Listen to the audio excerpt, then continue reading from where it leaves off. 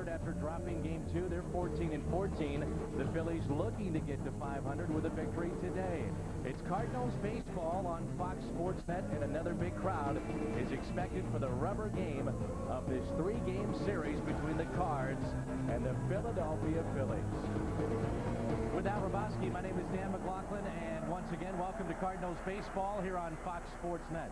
These two teams, for the most part, in this series, evenly matched. We have seen that, but really, when you talk about the closers, boy, that's another even matchup right there with Jason Isringhausen and Billy Wagner. You'd like to think both these Cubs have very good offenses.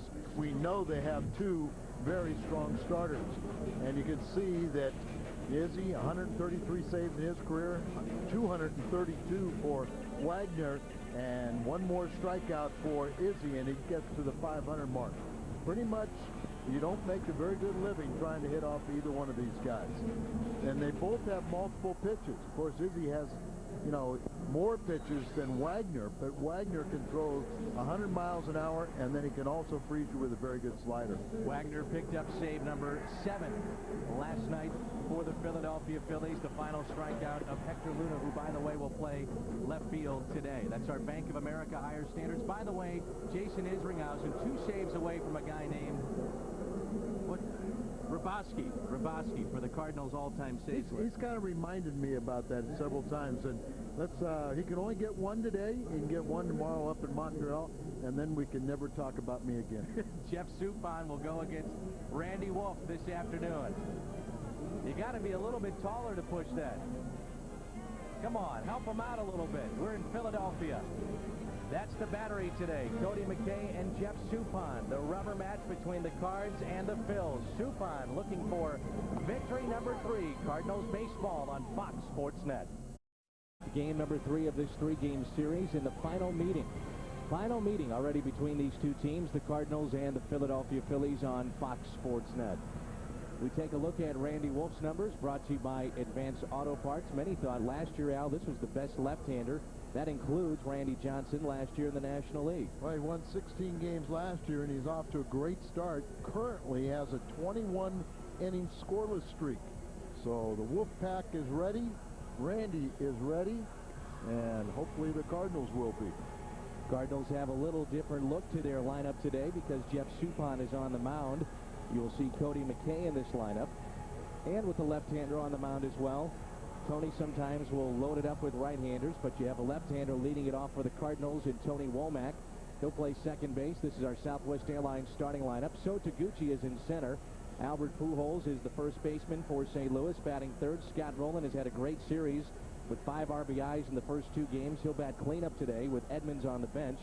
Then you've got Renteria, Sanders, Hector Luna in left, Cody McKay behind the plate, and Jeff Suppan on the mound. The Auto Tire defense looks like this. Pat Burrell, Marlon Byrd, Bobby Abreu in the outfield, Bell and Perez on the infield on the left side, Polanco, Tomey on the right side, and Todd Pratt, longtime backup, is behind the plate with Mike Lieberthal on the bench for Larry Bowa's club. What a gorgeous day here in Philadelphia. Getaway day for the Cardinals. They'll head to Montreal. I've said it for the last 5-6 years. It could be our final visit to Montreal, but we seem to always come back. And we do so again this year. We start the ball game with a strike to Tony Womack. Mentioned that Randy Wolf career and team highs in wins and strikeouts last year. The left-handed pitcher for the Phillies. 1 ball, 1 strike on Womack. He has 4 good pitches, and he really has found the knack of how to use those pitches and use them effectively. Womack slaps this one the other way. Pat Burrell will make the play. He was in for Tony Womack, and that's out number 1. And close to the left field line to make that play.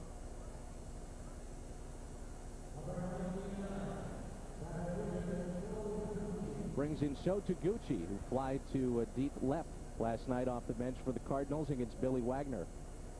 Hit it to the track, and Pat Burrell was there. Burrell not only made the catch, but then avoided the fan that jumped over the wall out there and left. Swing and a miss by Sho. Randy Wolf will come in on a lot of these right-handed batters. and then effectively pitch away. Changeup is a very effective pitch. 21 scoreless innings coming into this game consecutively for Randy Wolf. Cardinals historically, Al, have really struggled with guys like Randy Wolf, Real Cormier, Jamie Moyer, those soft-tossing left-handers. Taguchi up the middle. Backhanded play here by Polanco. He drops it. Normally the sure-handed Placido Polanco. We have seen some errors in this series. Well, Renteria and David Bell and a lot of the guys are saying that this is a very good infield surface, but it will get better with time. A new ballpark, and you know, this was just lack of concentration. He didn't really squeeze the ball into his glove. You know, he's trying to set himself and make the throw, and really didn't take care of the first part of the business, and that's catch the ball. Here's Albert Pujols hitting .271. By the way, there was an error charged early in the game yesterday to David Bell. Wound up finishing the game with 2 and then finished with 3. Throwing error and a couple of fielding errors, and they took a hit away from Albert Pujols last night. Albert was, let's just say, very unhappy about that decision prior to the ball game today. And I think we all felt it was, you know, the correct call. And the reason they changed it from a hit and a throwing error to allow him to get to second base first time up was because they said he was 4 strides away from the first base bag when the throw was wide. I agree with the final ruling. It should have been an error. Pitches away to Albert. 2 balls and no strikes. Pujols struggled in that series against Chicago, just 3 for 14. So you take the hit away last night, he was 1 for 4. Night before, he was just 1 for 5. A lot of ground balls to the left side with Pujols. This one he goes up the middle for a base hit. Taguchi will stop at second. Well, that is Albert Pujols hitting at his best. And you were talking about ground balls to the left side where he's out in front on off-speed pitches. Well, here he goes out and attacks the outside part of the plate and hits the ball back up the middle. And that's staying on the ball. And when Albert does that, he's the reigning batting champ.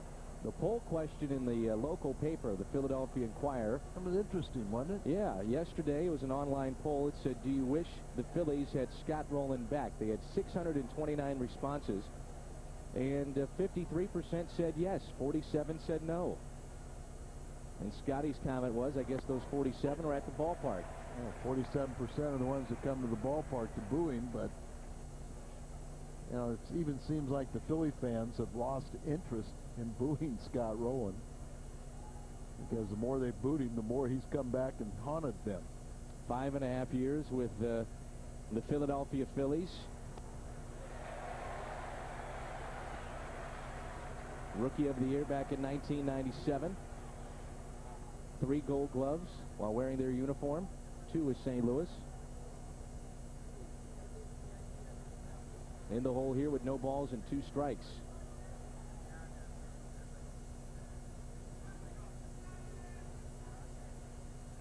Two runners on for Rowland. Scotty now in the first 2 games has really got things going for the Cardinals. 2 outs in game number 1. It was a single down the left field line that played at 2. It was a 2-out hit last night. They got the Cardinals scoring going.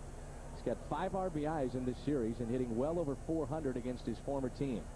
And also hitting .500, 16 for 32 with 5 home runs with runners in scoring position. As a team, the Cardinals have struggled, but Rowland has not. 33 RBIs. That leads the league. Pop foul and out of play. And I'm sure, Al, for Scott Rowland, we get out of town, it's a sense of relief. 1 year down with the Philadelphia Phillies, and you look ahead towards next year. Yeah, the final game of 2004 against the Philadelphia Phillies. Of course, these 2 clubs could meet and match up in postseason play. Phillies a very good ball club, and the Cardinals, when it's all said and done, will be making a statement to themselves. Another 0-2 pitch. Roland stays alive. They try to bust him inside that time. Good pitch there, and as you said, just got a piece of it. Randy Wolf, you look at his maturity the last couple of years. He really is developing into an outstanding pitcher. A few years ago, he was a typical left-hander. Now he's a very good one.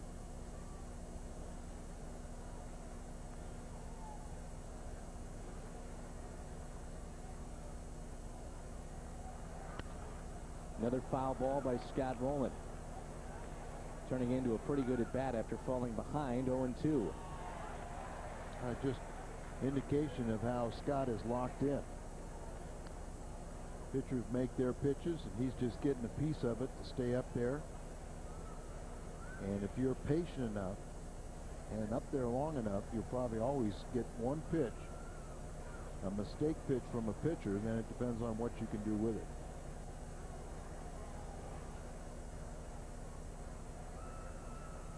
Now Todd Pratt wants to talk it over with Wolf. We've seen against Scott Rowland these last 3 or 4 pitches. It's taken a while for these guys to get on the same page.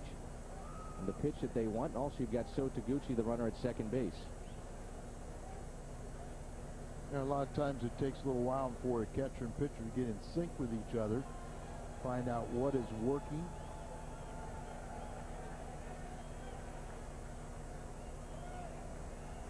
He's set with runners at first and second and 1 out. Rolling up the middle. Tough play, sneaks through. Another RBI for Roland. Taguchi scores. Cardinals lead it 1-0. Tomas Perez is playing it short today with Jimmy Rollins on the bench. Polanco was there. Those two looked like they collided, and it just snuck on through into center field. When you're hot, you're hot. Just perfectly placed. Right on up the mound. That'll slow it down a little bit. Polanco gets there, and then he gets submarined by his shortstop. Polanco's going to try and backhand it. I mean, you can't fault either one of them because they're both making an honest effort to try and get to the ball, but it was just hit the perfect location, just beyond each of their reaches. So as Polanco looked like he's going to get a glove on it, then Perez, who was reaching for it too, was down underneath him, and they just kind of took his legs out from underneath him. So a single, an RBI, and Roland leading the major leagues with 34. And 6 in this series against his former team. He may want to stay here, play against him some more. I think he's ready to roll on out of town. But boy, the way he has played against the Philadelphia Phillies since that trade has been outstanding. Well over 400, 6 RBIs in this series. 2 in game 1, 3 last night. Renteria normally crushes left-handed pitching, but he's really had his problems with Wolf. He's 1 for 14 against Randy Wolf, and Edgar is batting .353 against all other left-handed pitchers. Reggie Sanders is on deck. Runners at first and third. Edgar lays off that pitch. I ask you this. Edgar only 2 home runs, 11 RBIs, hitting under 300. He has struggled defensively. Do you think at all he's thinking about free agency and the contract, and you know he wants to stay in St. Louis and be locked up long term? I would hope he's not thinking of that. It's only natural for you to worry about it and to think about it, but what he should be thinking about is that I'm the best shortstop in the National League. That will be taken care of, and I'll be rewarded handsomely. So just go out there and play your game, and you know, everything takes care of itself. And the reason I say that is you go back to when there was trade rumors with Renteria, and that was playing on his mind, and he struggled a little bit. Good point. And I know, talking with Mark Lamping after the Albert Pujols signing, he said in no way will that impair us to signing Edgar Renteria. That's good news. Yes. 2-2 the count. Edgar may have broken his bat. Little looper into right center. That drops for a hit. And another RBI. Edgar bloops one in there, and it's 2-0 St. Louis. Well, Danny, sometimes little bloop hits and funny little swings get you out of a bad spell. And Pujols on at third base. You know, he's going to go back and tag up, but you see Oquendo saying, hey, nope, they aren't going to catch that ball, so go on. Scott Rowland, another kind of tough play for him. He's got to try and read it. Takes those keep on strides and big strides, and then he's very close to the bag, so he gets there easily. This is a guy we got to get going again, Al. Reggie said, wow. And not the pitcher that he's had success against. Only 1 for 15 when facing Wolf, but he has really had his problems of late. Strikeouts have piled up. 0 for his last 18 with 11 Ks. Like to see this lead with this lineup that Tony La Russa has today, with Taguchi in there, Edmonds on the bench, Hector Luna is playing left field, Langford on the bench, Cody McKay's behind the plate, Matheny is not starting. You know, remember Wolf had a 21-inning scoreless streak coming into this start. This one is popped up right side. Is there a play for Tomey? A lot of foul ground room. And the play is made by Polanco, and what a play. Popped out of his glove, and then he barehanded it. And Tomey was thinking, boy, just get over here and help me out. Looked like he didn't want any part of that pop-up. Well, you could see when Tomey was going back on that ball, exactly right. Big Jim Tomey's going back, and then all of a sudden he looks for his second baseman saying, help me. And right on the line, here you get a pretty good look at what happens with Tomey trying to find help, and there you see the pop-up, and then the catches with his bare hand, then his feet go out from underneath him, still holds on to it. I couldn't tell. You think that would have been a fair ball? I thought it was basically right on the line, so you probably really couldn't tell until, you know, the difference of where it fell. And it looked like Polanco was straddling the line, so probably would have been scored a fair ball because he was straddling it when he touched it. Here's Hector Luna. Left field today for the Cardinals. Struck out to end the ball game against Billy Wagner last night. His last 3 at-bats have been against Wagner. Luna into deep left field. That ball is gone. Hector Luna. A 2-out, 3-run home run here in the first.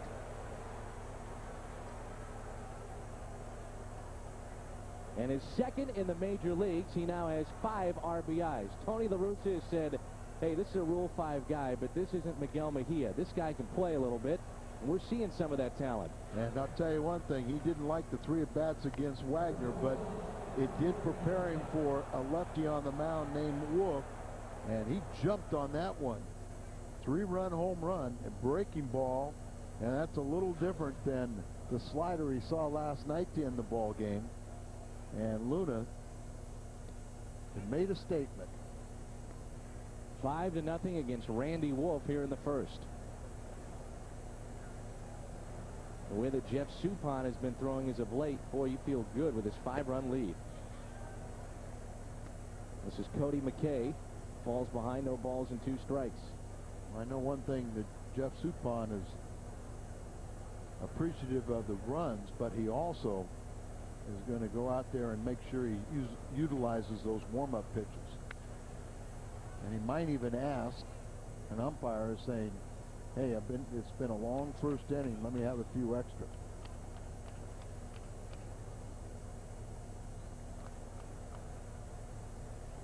Cody McKay has started with the Cardinals, just 2 for 19 and hitting 105.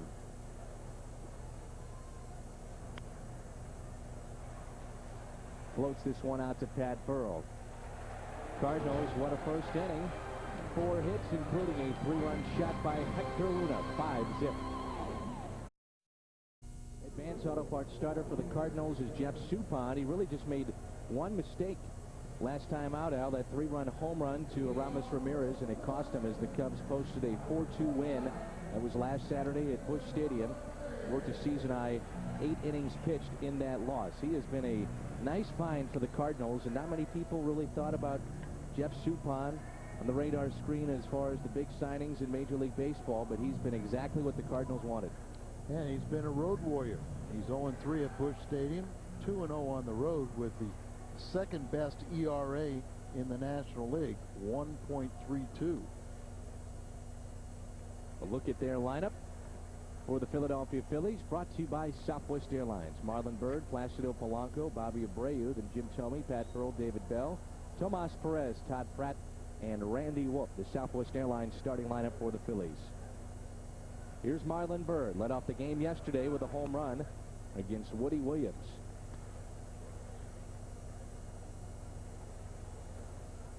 Marlon Byrd struggling, but they say that is normal for him early in the season. Byrd pops it foul, 1 ball, 1 strike. He's only hitting .216.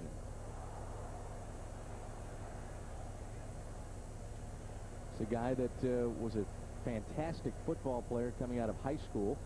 Originally signed with Georgia Tech to play football. And he's lost, they said, about 60 pounds from that time in high school to now. 60? Yep. Not very tall. No.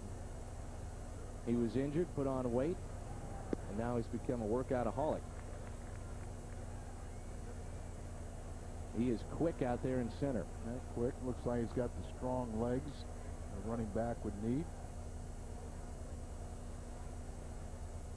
2-2 the count.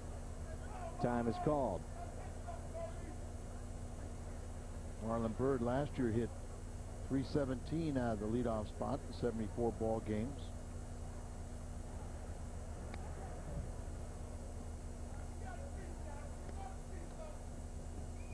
Two and two the count. And we got a real fan right down below us, don't we? Well, we got all kinds of fans today. Had some great crowds. 33,000 plus in the first game. Last night was 35,000, close to 36. This is pulled past Scott Rowland and down the left field line. Luna over to get it. Leadoff double by Marlon Byrd. Well, you just saw Scott Rowland. Let's take a look at the Cardinals defense, brought to you by Auto Tire. Luna, the 3-run home run in the top of this first inning. He's in left, Taguchi in center, Sanders is in right. Rowland, Renteria, Womack, and Pujols on the infield. Cody McKay is behind the plate for St. Louis, and now here's Polanco. Said all kinds of fans here in attendance, including 26 by Suppan. Scott Rowland makes a dive, but that was right over the third base bag, and he was playing off the line. Corners are in for Polanco, number 2 man in this lineup for Larry Boa. Early on, and the Phillies are just going to try to peck away at this 5-run lead. Remember, they have some firepower, but complaining about the only way they score is via the home run. Polanco moves the runner over. Out number 1. Productive out, moving and advancing Marlon Byrd. And it brings in Bobby Abreu. 2 home runs in game 1 of this series.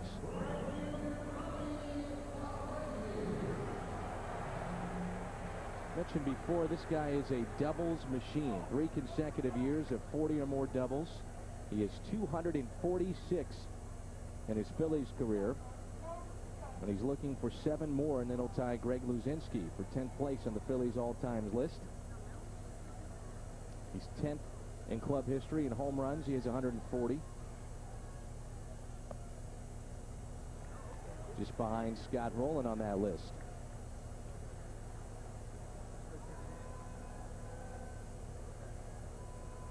Talked about it last night that Abreu originally was signed by the Astros.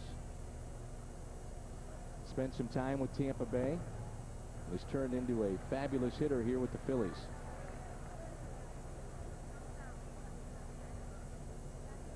And minimal time with Tampa Bay. Never played a game with them. Kevin Stocker was traded to acquire Bobby Abreu over a winter. Abreu hit to short. Renteria had him played perfectly. That scores a run. That's RBI number 18 for Abreu, and it's 5-1 Cardinals. Base is empty, 2 outs, and here's Jim Thome.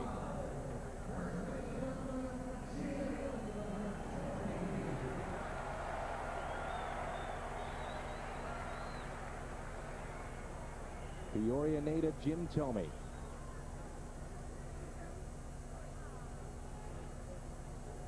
Shift is on for Thome. First pitch is way outside. It's our 4th key matchup. Jim Thome is 10 for 37 against Suppan with a couple of home runs. Our 4th key matchup. Whoa. Might want to make it 3 home runs. That is out of here.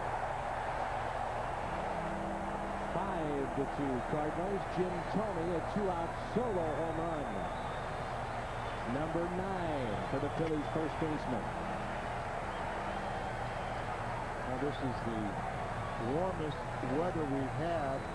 We've seen how the ball flies here at nighttime, even when it's cool. So this could be a very explosive game. 2 home runs already, and we haven't even got through the first home run or first inning. Thome hits his 9th. He only has 15 RBIs, but we know how dangerous he really is. Milt Thompson applauding that home run by Jim Thome. It's 5-2. Here's Pat Burrell. Burrell goes the opposite way. Well hit. Is it enough? Sanders back. It sneaks over the wall, and it's a home run. They've gone back to back, and it's 5-3 St. Louis.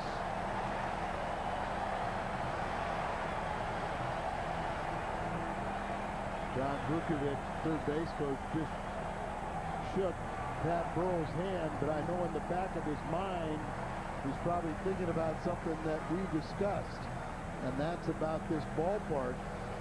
The way the ball flies out of here, it's going to be tough to sign pitching. Right off the end of the bat, I know Pat Burrell is big and strong, but you're just not supposed to have the ball carry that far. It did, and it's now 5-3. Here's David Bell. 3-run home run off of Woody Williams last night was the difference in the game. And finally, we see an inside pitch from Jeff Suppan.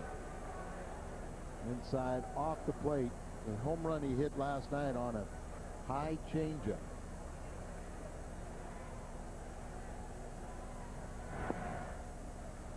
The Phillies the other night went back to back to back, and they've gone back to back here today with Pat Burrell and Jim Thome.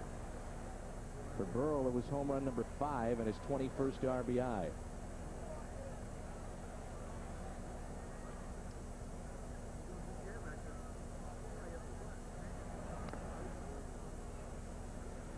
Two and 1 to count on David Bell. 2 home runs today brings the total to 28 allowed by Suppan. Our first 9 road games, we only allowed 5 home runs, and we've surpassed that amount on the road in this series. 3 and 1 with 2 outs and nobody on. Tomas Perez on deck. David Bell was with the Cardinals in 1995. Spent a couple of seasons in St. Louis.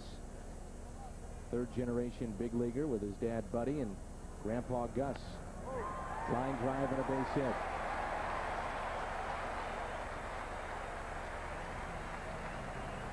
Four hits allowed in this first inning by Suppan. Now, we've seen pretty good pitching in the first 2 games, but this is indicative of the offenses each of these clubs have. 2 of the better offenses in the National League, even though Philly was only batting .244, second worst in the National League. They got a lot of firepower, and they aren't going to stay that low. Dave Duncan out talking with Cody McKay and Suppan. But we're going to see the worst of this new ballpark today in this warm weather and a day game. With their 2 home runs today, the Phillies, Al, have 32 home runs in the last 19 games, which is the most over that span in the National League. Cubs and Rockies are tied for second. They had 29. 32 in the last 19 games, including today. And they only have 34 in the year. Here's Perez. Just missing outside is Jeff Suppan. Todd Pratt on deck. 8 runs in this first inning combined.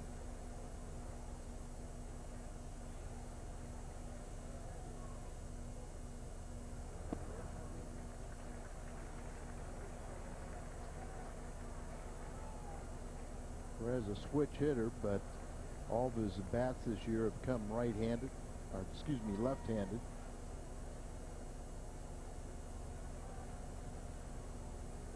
Trying to get the sinker now, get a ground ball. 2-1.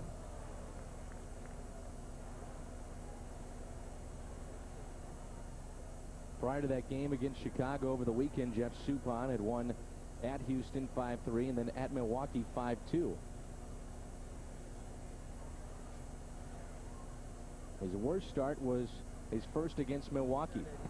Only lasted 4 innings and allowed 8 hits and 6 runs. But since then, he's been lights out. 3 balls and a strike on Perez. Mentioned 2-0 on the road and 0-3 at home. Perez into center, coming on to Gucci, and he'll make the play. So 4 hits for the Phillies in their half of the first, including a pair of home runs. The first by Jim Thome as he unloaded. Then Pat Burrell would go the opposite way into right field and just sneak over the wall. 1 inning in the books. Already 8 runs combined. That's a look at all that red in that Cardinals first inning. Not a lot of hard hit balls against Randy Wolf. It started with Show Taguchi and air by Polanco. Here's one of those hard hit balls. That is Albert Pujols. After that, look at this little seeing eye single for Scott Rowland. Then a bloop hit by Edgar Renteria and the blast by Hector Luna. That was a hard hit ball. 5 runs for St. Louis in the first inning. Back to live action. This is Jeff Suppan on the first pitch. He pops it up.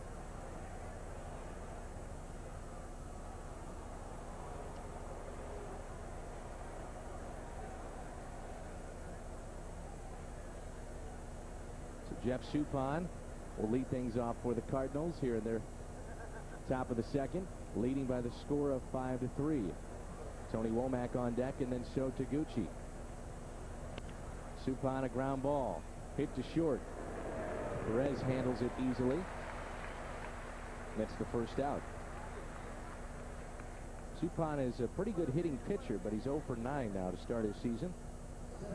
Let's hope that Cardinals can muster some offense against Wolf. Scored those 5 runs, but as you mentioned, not a lot of hard hit balls during that time, and sometimes he settles down and gets into a groove. He could be a tough day for you. Here's Tony Womack, first time up. Fly to left field. David Bell well in on the grass at third base, and a breaking ball misses. Low and away. Tony Womack, when he gets a start, is batting .333. Came into today's action at .311. He has been a catalyst at the top of that lineup for the Cardinals. A .395 on base percentage and 9 runs scored during his last 9 starts. Breaking ball outside, fastball in, set up away. Are you concerned with the elbow of Tony Womack? The fact that he's not playing every day? Well, you have to be concerned, but I think they're being cautious with it, trying to give him enough rest in between to keep him for the year. Womack slaps it to the opposite field. Another chance for Pat Burrell. Twice Womack has hit it in the air to Burrell. 2 outs.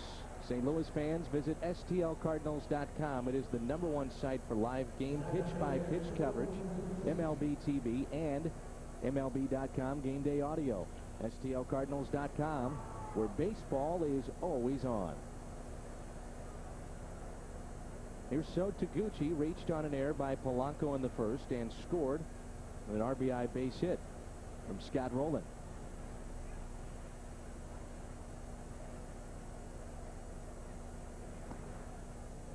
So Taguchi.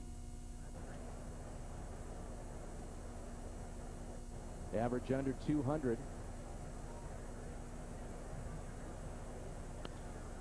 Had a very fine spring. Compare the way that he looks now to a few years ago. It's a different player, in particular offensively.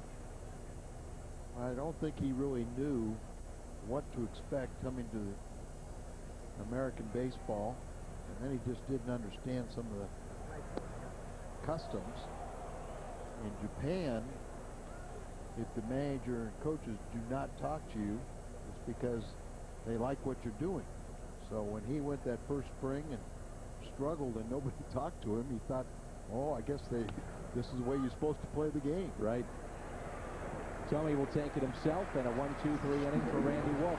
Jeff Suppan back to work. Bottom of the second is coming up.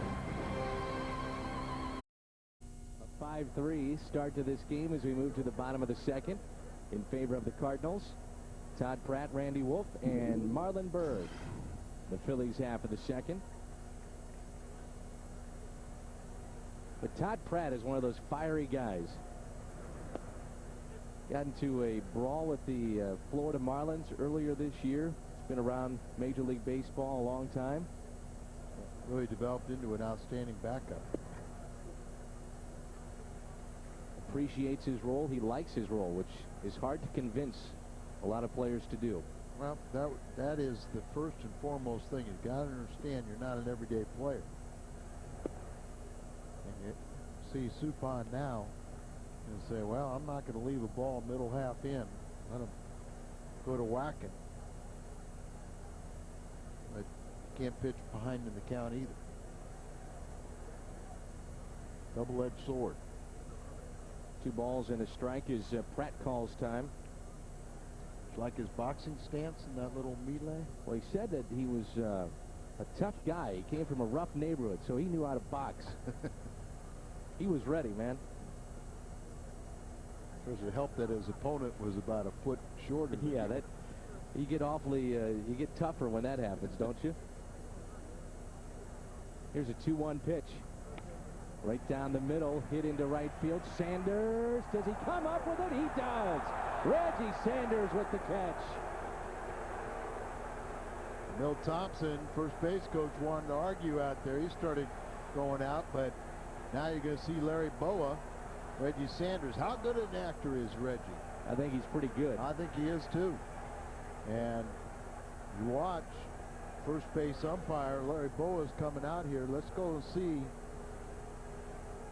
Oh, he's a good actor. He's a very good actor. That ball he traps, but you come up and you sell it to the umpire. Oh, bounces right into the glove. It's Jim Joyce, the umpire with the second most experience, and now he's going to ask for help, I think. Yep, the umpires are going to get together, so this one could be changed. And you have to give him credit for at least trying to do this. Dana DeMuth is behind the plate. Jim Joyce at first, Kerwin Danley at second, and Marvin Hudson is the third base umpire. This is one of those situations I've talked to umpires that you say, you know, first you tell them, well, you got to run out there. He attempted to get out there, but umpires will tell you as you're running, your eyes are bouncing. So sometimes on a sinking line drive, it's easier just to hold your ground and try and get a better look stationary. He was moving, so he, you know, they've convinced him to at least ask for help. Larry Boa may blow a gasket if they don't turn this thing around. He's safe. Now he's safe. Well, now Tony's got to come out. It is the correct call, but you know, he has to come out. Yeah, he's got to come out, you know, and say, wait a minute. But we clearly showed they got the call right now, not initially. Now, what is Tony saying here? The best view of this play, though, is by our first base umpire, and that's Jim Joyce, with the help, though, of Kerwin Danley. Well, if you think about it, and of course, Jim Joyce is going to come over here and say, you know, hey, Tony, I blew the call. But, you know, Tony's right, because everyone else kind of has their back to it, where he was the first base umpire is the only guy that really legitimately can see the play in front of him. But as we said, he comes over here, and you can see it bounces and then into the glove. So bottom line is they got it right. During that whole time, Jeff Suppan is just standing on the mound, and initially he had just asked Cody McKay to take a warm-up or two, but now Wolf steps in the box. And he'll be asked to sacrifice after the leadoff base hit.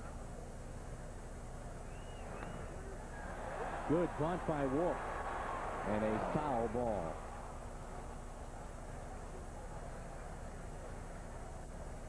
So that is now the 5th hit for the Phillies in the first 2 innings against Jeff Suppan. Not only is the ball flying out, but we're seeing some seeing eye hits for both clubs. And John Vukovic is now going to talk to Wolfie and maybe telling him, okay, if I give you the bunt sign and you see Scott Rowland very aggressively charging down the line, don't be afraid to swing away. He's thrown a shutout already this season, and in that shutout he hit a home run. And he's batting .455, 5 for 11. Gets the bunt down. It's another beauty. McKay's only play is to first, with Pujols covering. Runner in scoring position, Todd Pratt, with 1 out here in the 2nd. We're heading to Montreal. Tomorrow night will come your way with Cardinals tonight at 5:30, 6 o'clock. The Cards and the Expos tomorrow night on Fox Sports Net. Matt Morris and Sun Woo Kim. Hope I see you there. And why wouldn't you be there? Oh, Tommy. Tommy. What are you talking about? Didn't get my passport down to the C.J. Cherry, traveling secretary. I'm walking. You're going to walk there, I'm okay. walking. You still won't be able to get over the border without that passport. Oh, I got the passport, but he was supposed to tell me to show it to C.J. yesterday. Always somebody else's fault, Al. Yeah. Tommy. We'll pack you in a bag and get you up there. The bat bag. It's rattling already. We'll toss you in one of those bags. We'll get you in there. Tommy always likes it when we mention his name, doesn't he? Sure he does. Sacrifice was good, 2-3. Now the runner at second base. And we're back to the top of the order in Marlon Byrd. And it's no balls and 2 strikes.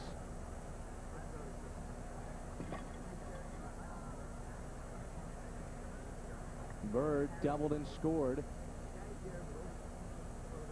in the first inning.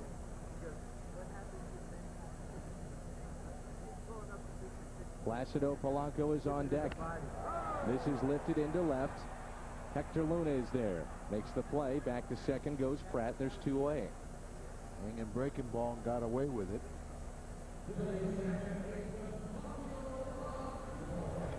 And it brings in Polanco with 2 outs. Placido Polanco, drafted by the Cardinals in the 19th round of 1994. Played a lot of third base last year for Larry Bowa's club, along with second base. Pulls this one just foul. Came into this season as a .294 career hitter. Who won the Gold Glove at second base last year? Was not Vigna because he was out. No.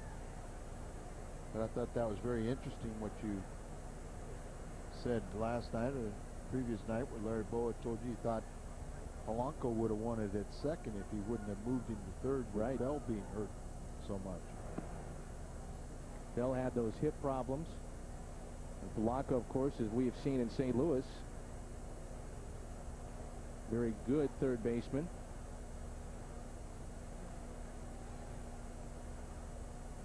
One ball, 1 strike on Polanco. Ground ball to Rowland. Came up on him just a bit. Makes the play. It's automatic with Scott Rowland. We head to the 3rd.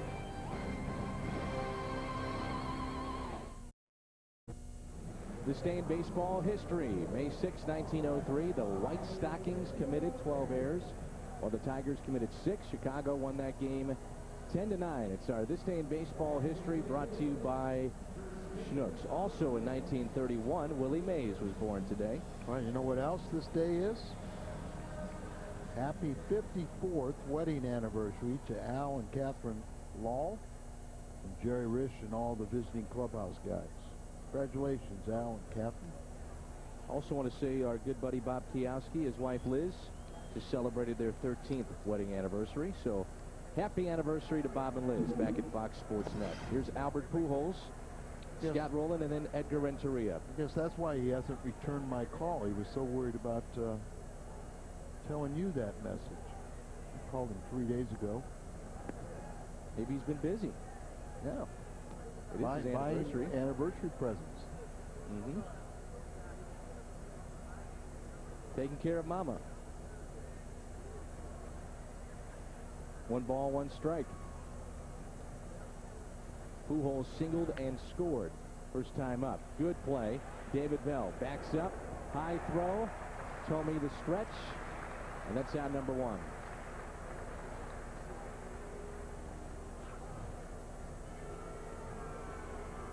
Left side of the infield has to be active. With off-speed pitches, David Bell backed up on that play. Let the ball play him a little bit. Sometimes that's dangerous, but he was equal to the task.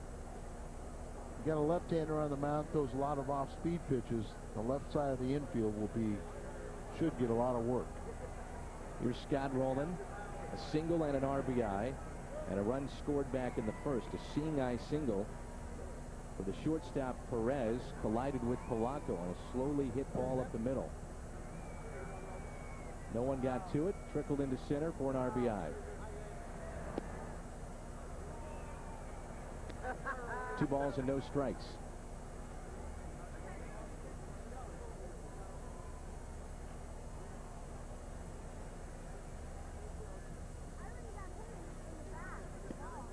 That's a strike to Scott Rowland with 1 out, nobody on. Rowland with 6 RBIs in this series. Rupert trying to keep the ball away from him, but he will come inside. 2-2. And Scott a little bit fooled on a fastball. The Cardinals have seen so many off-speed pitches in fastball hitting counts because a lot of clubs feel they don't miss them.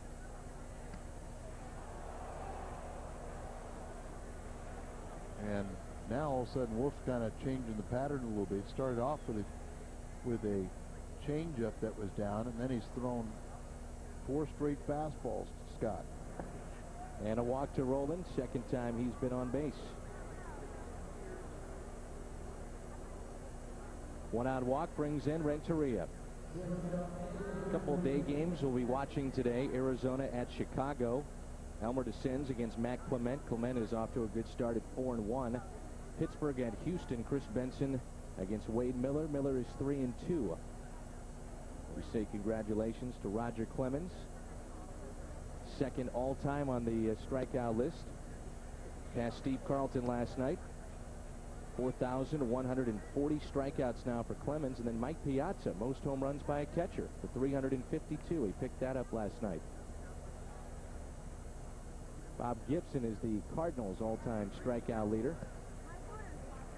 Ted Simmons, the all-time home runs leader as a catcher for the Cardinals. Gibson at 3,117. Remember when he struck out Geronimo for number 3,000.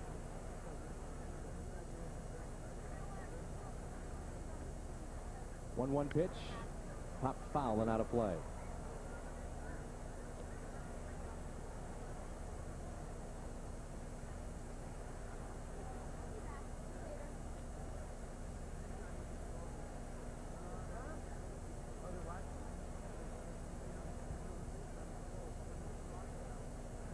See Mad Morris and Sun Woo Kim tomorrow in Montreal. 1-2 pitch. And I believe Expos were shut out for the 7th time last night. Terrible offense. They're 9.5 games out already in the East with a record of 7-21.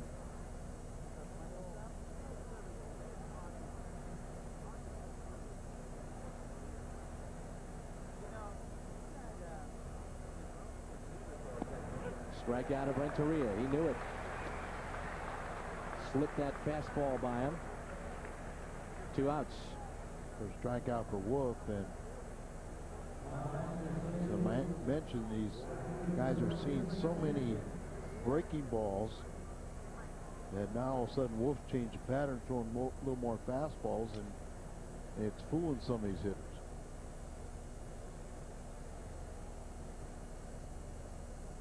The Wolfpack is a little depleted during day games. Some are in school. Here's Sanders and a swing and a miss. Curveball there. The Wolfpack and the Fanatic. A lot of them, Wolves come out at night.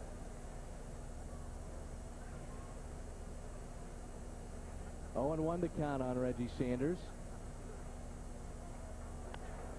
Pulled sharply to Bell. Knocks it down. Stays with it. Strong throw, and he just gets Sanders. Gets into some tough luck. Strands a man. The first run of the Cardinals have stranded today. Bottom of the 3rd coming up.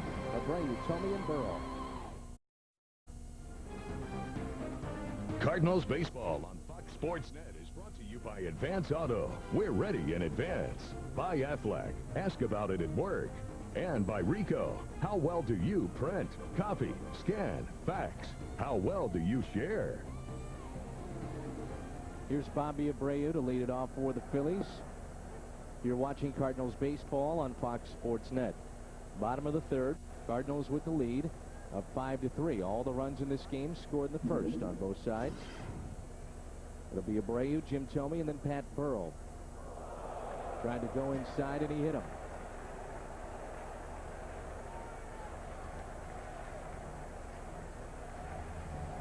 Not what he wanted to do with Tomey coming up. See Cody McKay saying, come on up, like trying to go up the ladder, trying to come up here and tie it above his hands. Well, he got it above his hands, but a little bit underneath the shoulder blade. Remember last night when Tomey was thrown out, going down to second base? Yeah. That was a straight steal. And Larry Bowa said no more. Tomey goes the opposite way. It's well hit. Will it stay in the ballpark? It will. Luna is there and quickly gets the baseball back into the infield for the first out. Ooh. But Tomey, when he was on first base, saw that Pujols wasn't paying attention to him, so he kept on looking, and Bowa said, go ahead. And then he was saying, you had it, until you started doing that little dance in front of the bag, stutter step, and he virtually stopped and then allowed Matheny to throw him out. Jim Tomey has killed the Cardinals again this year with another home run today. 7 RBIs into 6 games with 3 home runs. Close to a 400 average. You look at what he has done in his career: 16 homers, 35 RBIs in just 23 games against the Cardinals. That is why we saw Tony La Russa intentionally pass him in Game 1. Those numbers will make that decision a little bit easier, even though it is against the book. And Tony told me that he made the determination before he got there. He said, is there any way we can avoid him? And when there was a walk and a base hit in that inning, he said, but he had made his decision before the inning started that there was no way he was going to let Tomey beat him again.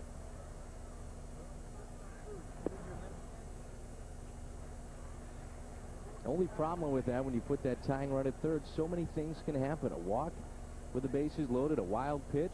Well, and he said that he hated to do that to Isringhausen, but Izzy really usually has very good control.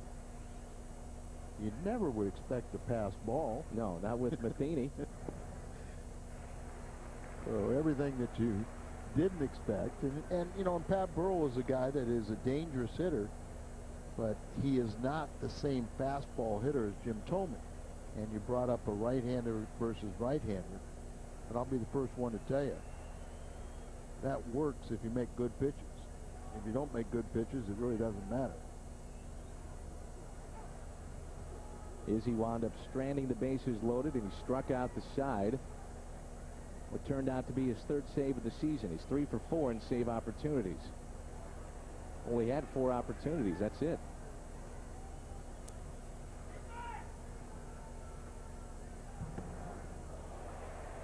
Ball 4 to Pat Burrell.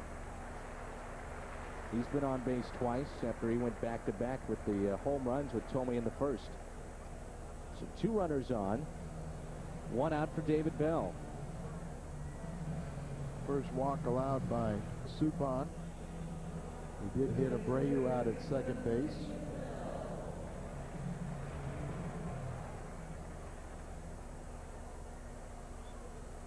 David Bell is now 8 for 18 facing Jeff Suppan, so better make sure you get him. Singled his first time up. He's 1 for 1 on the day.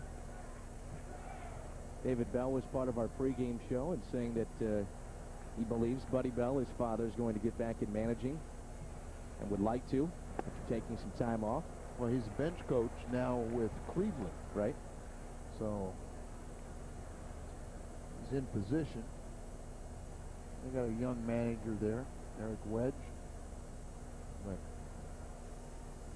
it starts when you're in with an organization. And of course, Charlie Manuel is working in the Phillies minor league system.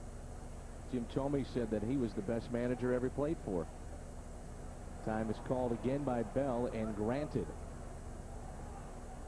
Jeff had his back checking the runner at second base, so when he turned to fire home, then he saw the time had been called.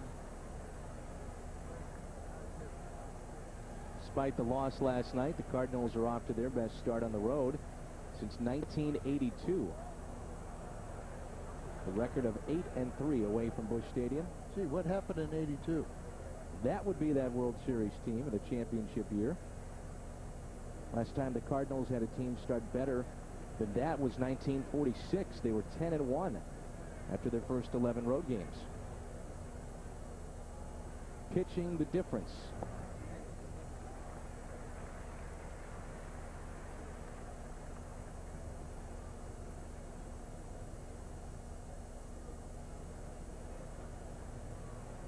Now, every now and then you watch some of the old footage, and I've had a lot of people comment about how far off the plate a lot of older hitters were, and now they're right on top of the plate. And part of that is the ball's lively. You know, they don't think guys have the ability to pitch inside as effectively. The umpires have something to say about that and feel that a lot of mistakes are thrown in the middle half that you can turn on, and that's the ball you can hit out of the ballpark at the shortest part of the field. 3 balls and a strike here on David Bell. With 2 runners on at first and second, just 1 out. The Cardinals leading by 2 runs as we play in the bottom of the third. Suppan trying to hook up with Cody McKay and get their sign. 3-1 pitch.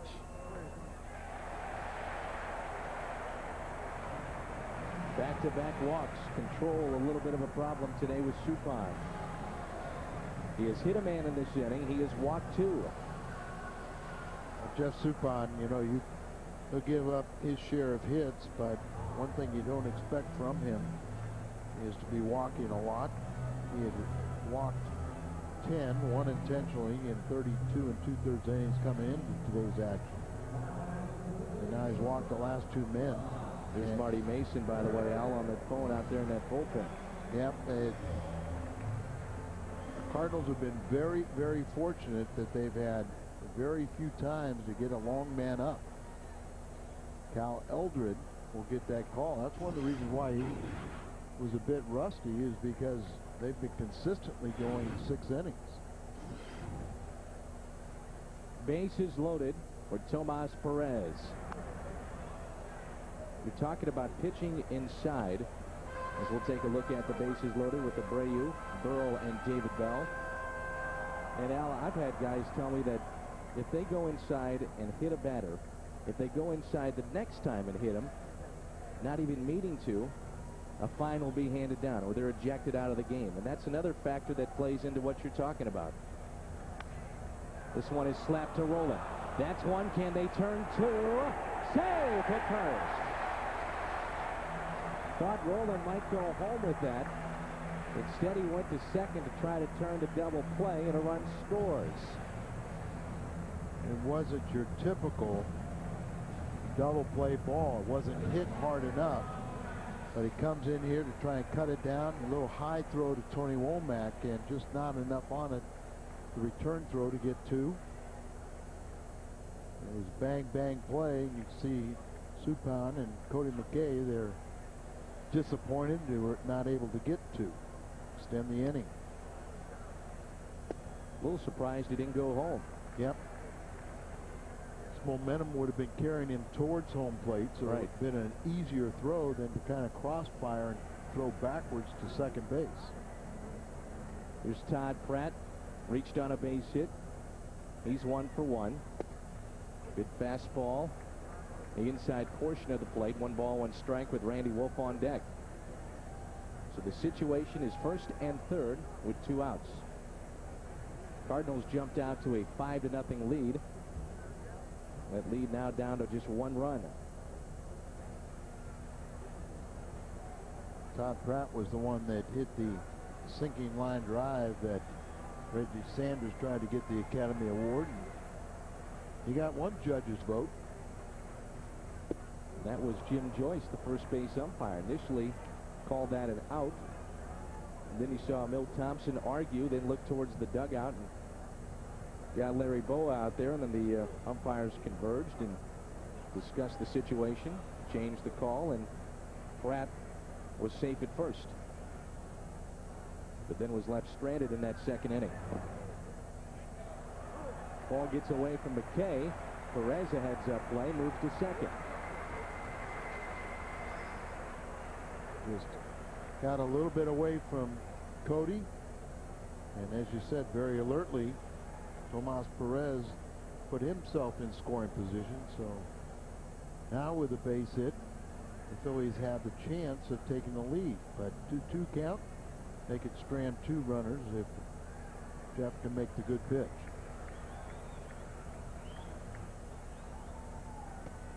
Check swing. Did not go around. Full count on Pratt. That was awfully close. Good pitch.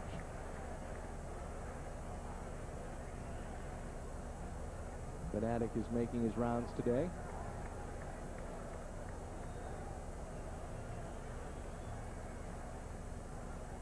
Big pitch here. Suppan has been very deliberate as far as trying to get his signs from McKay. Figuring out exactly what they want. They have worked very well together.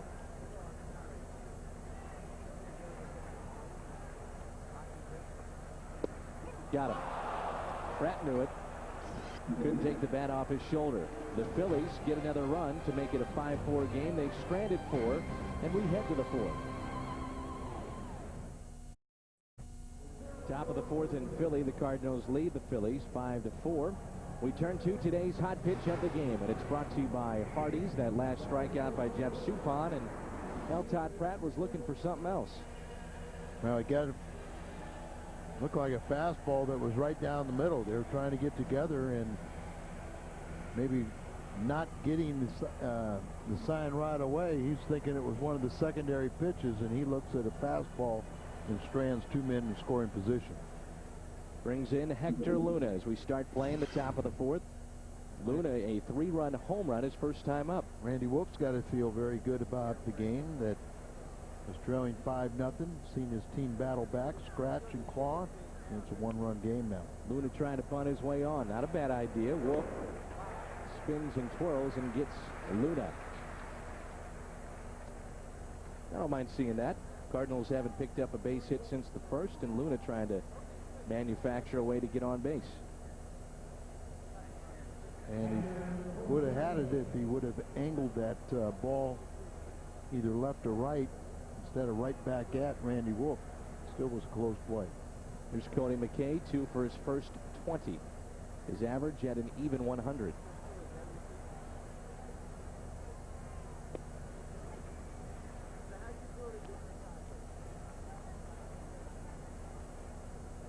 Slide to left his first time up. He's 0 for 1.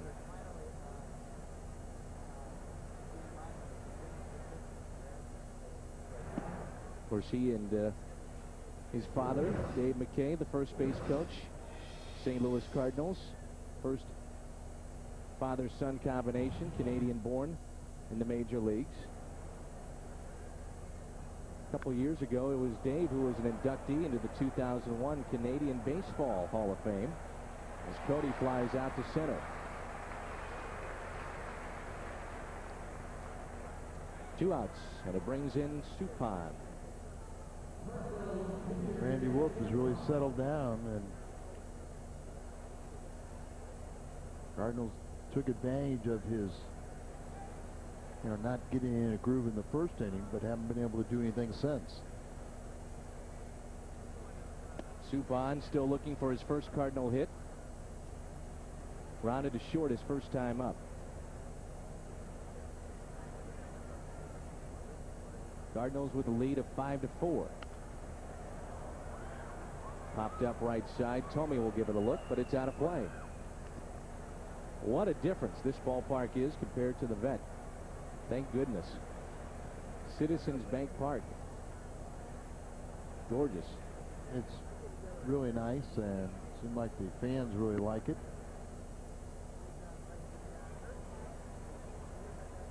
Had their new hockey and basketball arena a couple years ago. They've got brand new football field they played in last year, and this is the first year of the baseball park. Suppan strikes out. 2 on the day for Randy Wolf. He'll lead it off in the bottom of the 4th. Bottom of the 4th, the Cardinals have been out hit in this game 5-4, but leaded by that score of 5-4. Return to the Aflac trivia question. This afternoon, it was the last Cardinal to hit a home run from both sides of the plate in the same game. Last Cardinal to do it, our Aflac trivia question. Gorgeous day here in Philadelphia. Off to Montreal. Night game tomorrow and Saturday. Both those games will be seen on your home of the Cardinals, Fox Sports Net.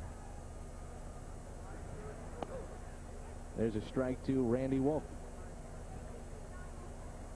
Then we'll go to the top of the order, and Marlon Byrd and Placido Polanco.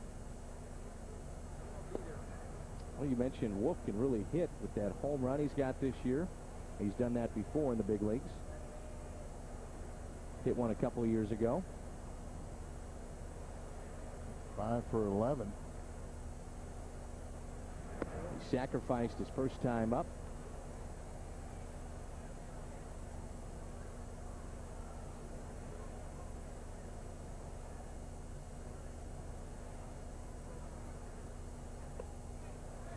Wolf strikes out.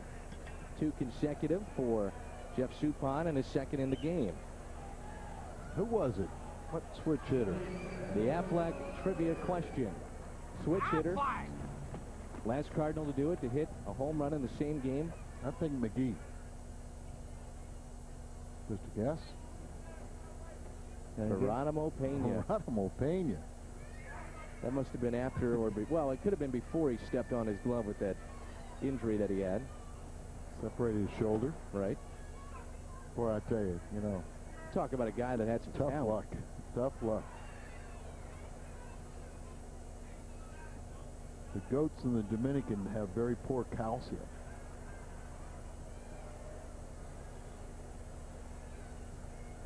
Here's Marlon Byrd. Doubled and scored in the first. Wide to left his second time up. 1 for 2 this afternoon.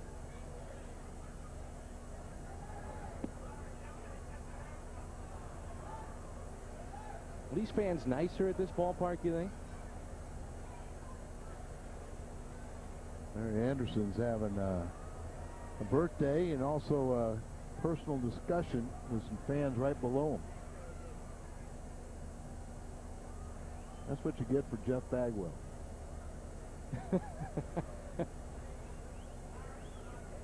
There he is, a funny guy. Here's a 1-2 pitch. So are they nicer here or not? What do you think? Well, you know what? I thought that, and I mean that seriously. No, I thought there was a huge improvement of the conduct of the fans from Connie Mack to the vet. Sanders dropped it on what looked to be a routine play. Well, you just don't know, but I don't think he picked it up. And remember the ball that the first game of the series that Albert Pujols just flat out missed a throw from his shortstop? And, you know, he just said that he couldn't see the first 3 innings. Now, that was in a night game. This is a day game. And I'm not sure if there's some little blind spots, but he kind of looked like he was awkward at it, and then he stabs at it, and it hits him in the heel of the glove. And I'm sure Reggie will tell you he should have made that play. Bird is given a hit. It scored as a hit, and just because he played it so awkwardly. He didn't speed up until about his last 4 or 5 steps, which gives you the indication he didn't pick it up. You know, that would be the Sun Field, and not sure if he lost it in some openings or if there's a lot of white shirts or something, but Reggie will tell you he should have made that play. Here's Polanco. This is where he can be dangerous. We've got that runner at first. Pujols has to hold at first. Good speed with Marlon Byrd, and Polanco hitting second in the lineup. He can do so many things with him. He can bunt. He can move that runner over. Hit and run. 1 ball, 1 strike on Placido. Bobby Abreu waiting on deck. Slow roller, right side, tough play. Scoop by Womack, and he got him. Heck of a play by Tony Womack. It's a risky play because by flipping it out of your glove, you can't get anything on the little shovel pass. Breaking ball right off the end of the bat. Once it gets by Suppan, you said, uh-oh. But Womack gets it in a flip with a glove, but you see the high arc. And I'm not sure if Albert stayed on the bag. The way he's stretching out, looked like his foot might have come off the bag, but it's a very, very close play, and the Cardinals catch a break. So you scoop like that, and it's got to have that high arc and nothing on the throw. Terrific play by Womack. The only way he was going to get him. Felt like he didn't have the time to make the exchange from glove to bare hand and then toss it. Here's Bobby Abreu. And so many times, let's say he even did have the chance to do that, you'll handcuff your first baseman. Yeah, you're so close to the first baseman that, you know, he gets handcuffed, or he's not sure how you're going to throw it. Winds up. If you throw it too hard, you mess him up, and if you throw it soft, he's expecting it harder. Wind up behind him instead of in his glove. 1 ball, 1 strike on Abreu. Today he is grounded to short and was hit by a pitch and scored.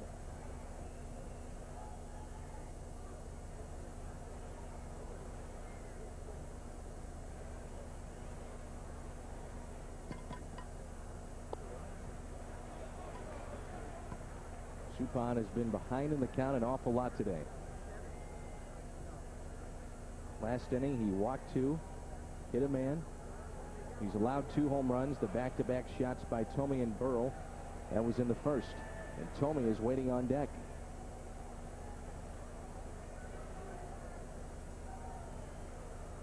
Good speed at second in Marlon Byrd. Ground ball to Womack. He's got it. Suppan is out of the inning. Tony Womack will lead it off when we come back. We move to the 5th. It'll be Womack, Taguchi, and Pujols. 5-4 Cards.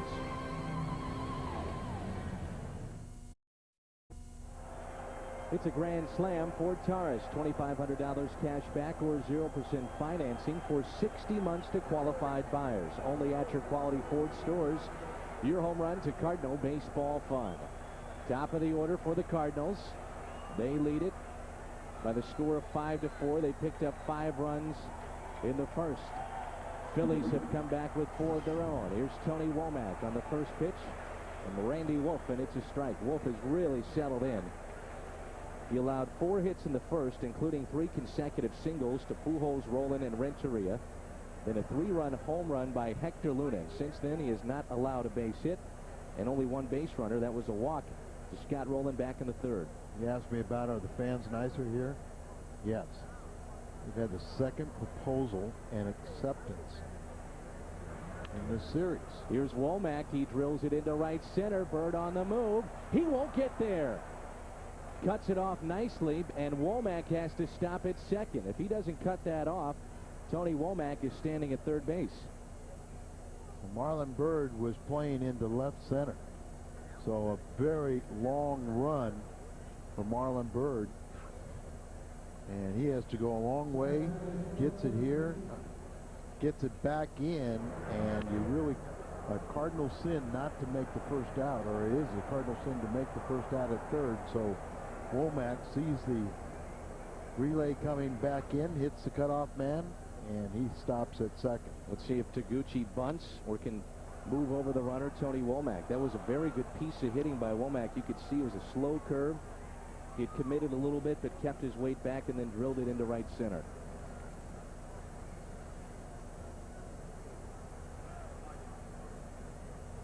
Taguchi,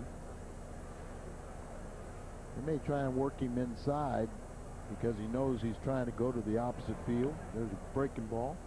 Only play for Wolf is to first. Good job by Taguchi to move Womack from second to third.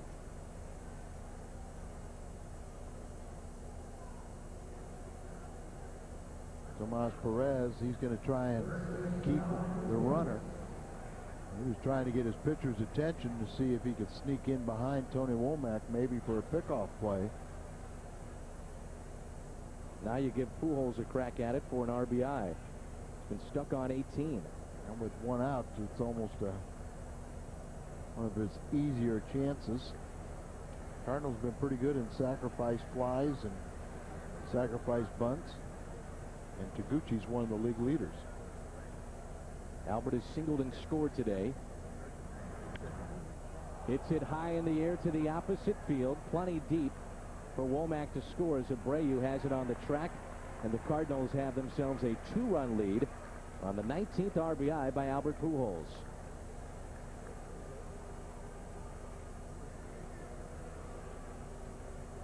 So 19 RBIs for Albert, and it's a 6-4 Cardinals lead.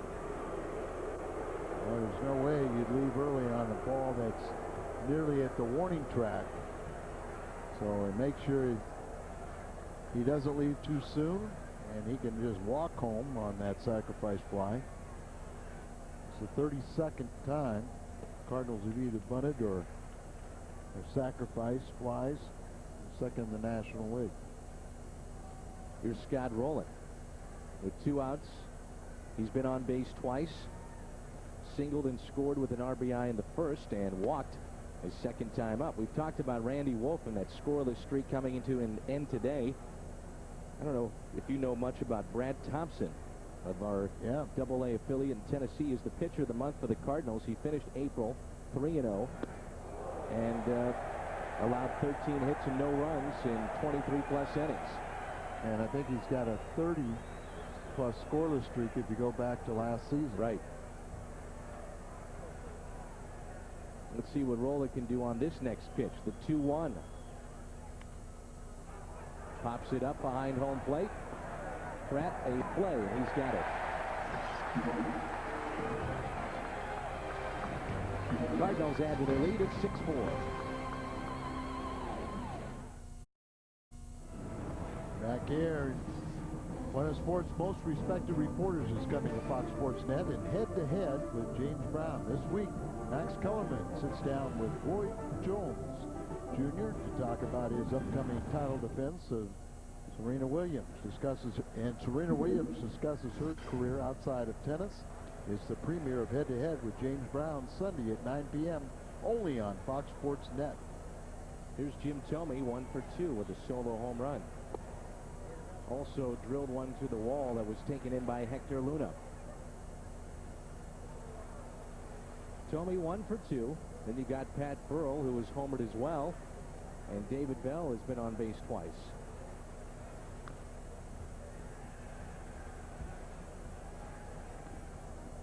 Now you see that shift in the way that it's set up here against Jim Thome. How would you not at least be tempted to lay down a bunt or try to push a ball towards Scott Rowland? Well, if he does, it's an automatic hit.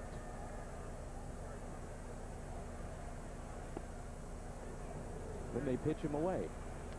That's the one thing I don't understand. Well, I mean, have you seen it work? The shift? Yeah. Not very often. I haven't seen it. I'd rather just play straight up. I've seen him hit balls more in the stands. Well, I said, you almost see you'd rather play the second baseman in the seats. I used to tell Willie Stargell, you bunt, I'm going to meet you at first base. We're going to fight. He'd look at me and say, you're 3 foot tall. What about you that I don't know? Now, he had to be one of the best guys to go head-to-head with. Just fun competitor. Yeah, I mean, it was just fun, and that's a great, way to describe it. Just the head-on-head competition of facing a terrific hitter and saying, we're going to find out this time if I'm your equal. Thome points that bat at Suppan and drills it towards first. There's that shift as Pujols was on the line, and he was played perfectly, Al. What would that have to do with the second baseman shortstop? So Pujols is there and makes the play for the first out. I'm with you. I'm just not a big fan of the shift, and I know what the books tell you, but then we see sometimes a pitcher pitch him away, which allows him, a great hitter like he is, just to stick the bat out and take the pitch where it's at the plate. Yeah, and obviously what it shows is if he hits the ball on the ground, he pulls it. It seems like you only do that to left-handed batters, and you never do it to a right-hander. Here is Pat Burrell. He is homered and walked today. 1-0 pitch to Burrell. 2-0. Good to see Pat Burrell producing like he can. Last year was a terrible year for him. Finished at 209. He was trying everything. He was dyeing his hair. That's what did it. Trying to get anything to go in the right direction for him, but it just never really turned around. See, he was thinking everything was platinum. Got a platinum contract, so he needed platinum hair. He got plenty of money, $50 million.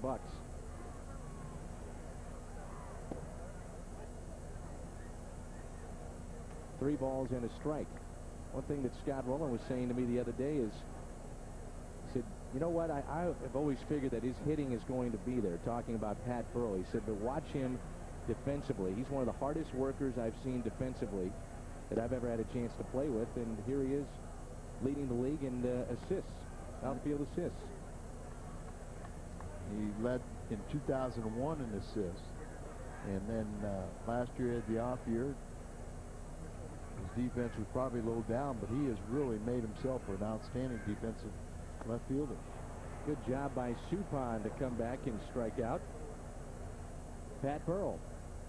Bud Light T-shirt night, we want to tell you about this coming up at the ballpark. The Florida Marlins will be in town. Now, you have a chance to head down to the ballpark, and apparently, now, great seats are still available. We have operators standing by right now at Busch Stadium. The number to call is 421-2400 or stlcardinals.com. First 25,000 paid fans, 21 and over, receive that Bud Light T-shirt, which is always a big night at the ballpark. It happens on a Friday night this year. Ticket sales have been a little down, so if you're thinking that's going to be a well-attended game at this point, not a lot of ticket sales, and want to get it up there for that Friday night. 421-2400 or stlcardinals.com. And again, with day baseball, we have operators standing by. David Bell is 1 for 1. Tied him up for a strike. Guys stand up on the plate, and if pitchers can execute, they can get some easy outs and good, good swings and kind of embarrassing half swings. But you've got to be able to execute. We're going to try it again.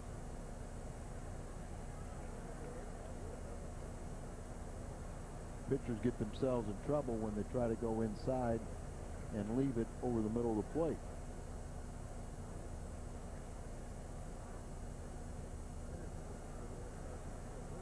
Two outs and nobody on. And a 2-2 pitch. Pulled foul. And after you go inside a couple times, you can try a slider away.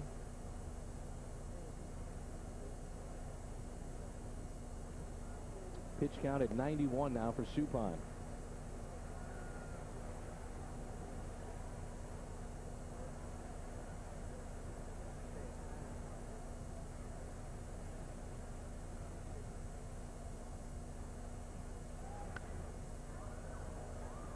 Jeff left 26 passes today. He said that was a light on the pass list.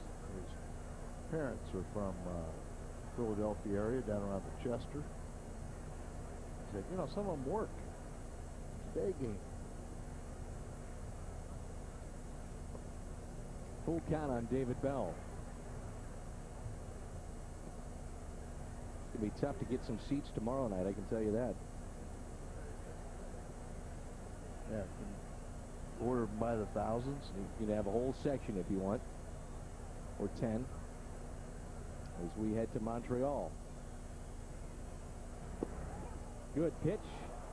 Bell strikes out, throws his bat towards the dugout. Sixth inning is coming up. Renteria, Sanders, and Hector Luna. Citizens Bank Park, welcome back. Edgar Renteria.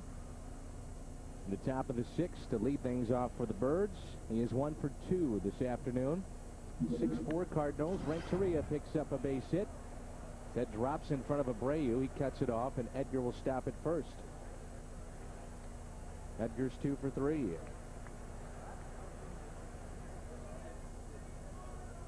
And it brings in Reggie Sanders.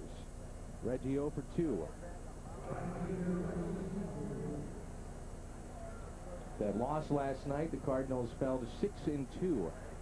In one-run games, they were just 14-25 in games decided by 1 run last season. That could be a difference this year.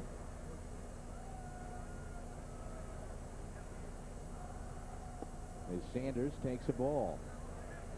Cardinals with 6 hits, Phillies with 6 hits. Cardinals got 5 runs in the first, including a 3-run home run from Hector Luna. Picked up a sacrifice fly by Albert Pujols in the 5th to bring in Tony Womack, who had doubled. And those are your 6 runs. Renteria and Rolen have also added RBIs. We've talked about Sanders is struggling over his last 20. Hit the ball hard, though, his last time. It took a good play by David Bell to retire Reggie for the 2nd time. Well, give Randy Wolf some credit, too. He has come back and pitched well after a rocky start. You just wonder how rocky that would have been if Polanco wouldn't have committed the error on Taguchi's ball. They would have made a play or 2 behind him. There were a couple flares in there before the 3-run home run by Luna. Hard hit again to short. Perez. Polanco. Double play. 6-4-3 double play. 2 outs, nobody on, and it brings in Hector Luna. Arizona in the 2nd inning at Wrigley Field has jumped out to a 2-0 lead against the Cubs and Matt Clement.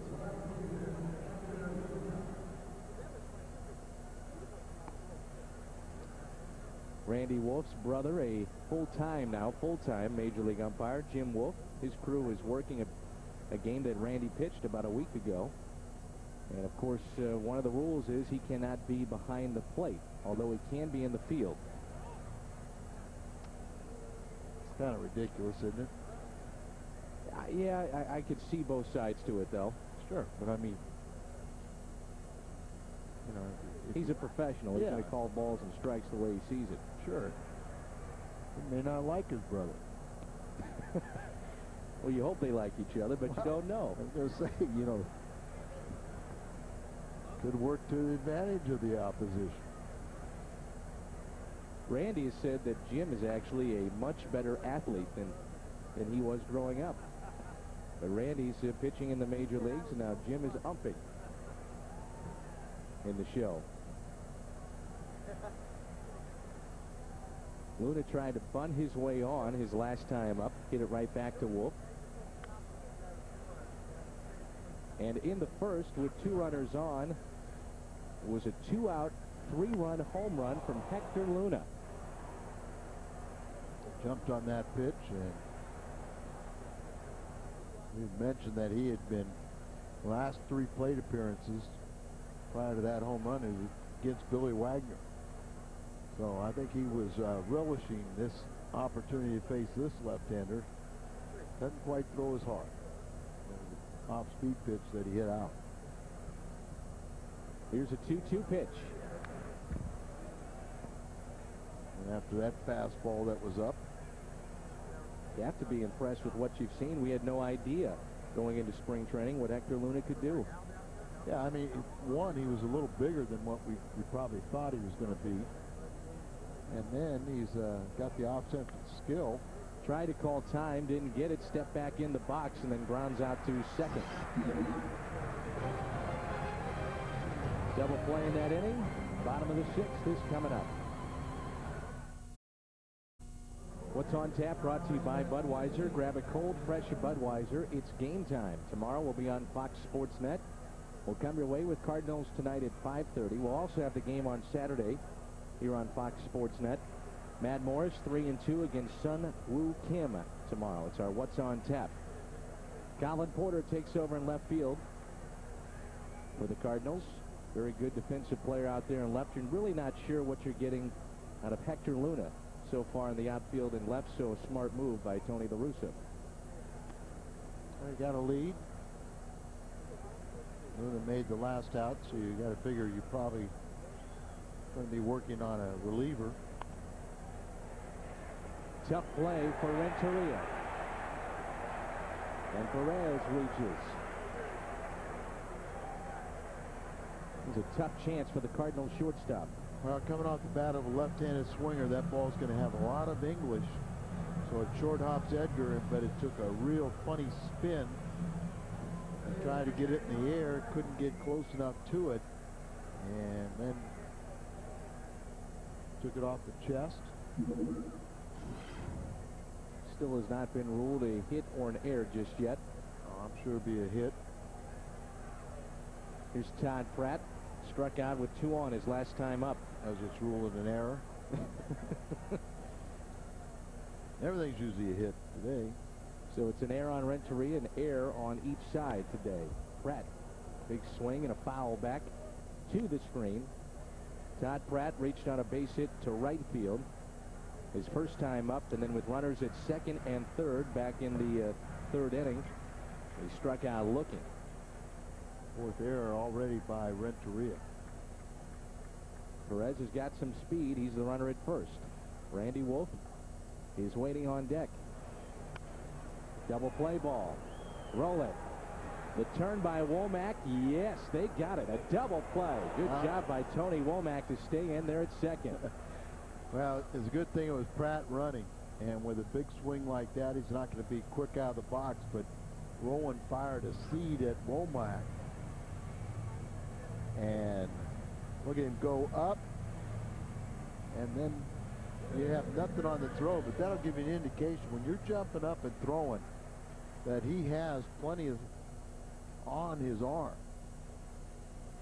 Be able to make that kind of throw, that kind of helps answer that question about his elbow. Here's Randy Wolf hitting for himself.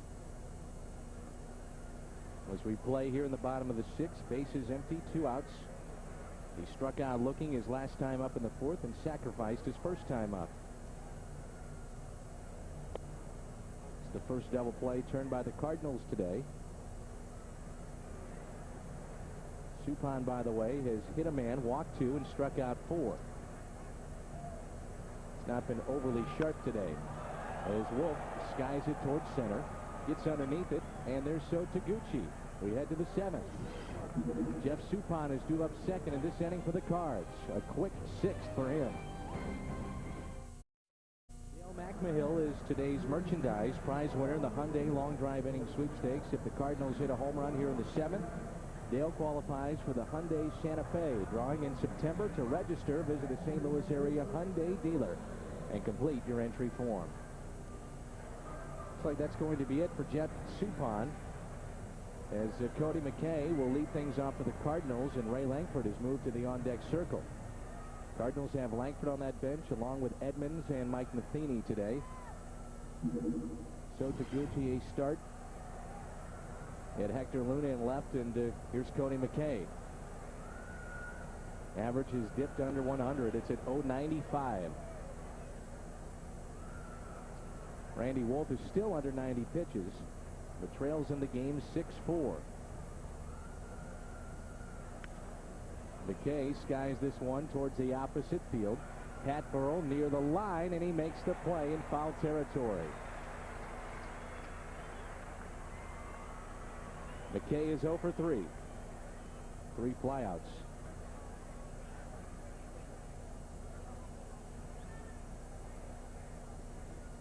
So Suppan's day is done, and here's Ray Langford. Suppan once again does his job, keeping his team into a ball game, and he has a chance for his 3rd road victory. Langford is 1 for 1, and it was a home run with a couple walks when facing Randy Wolf.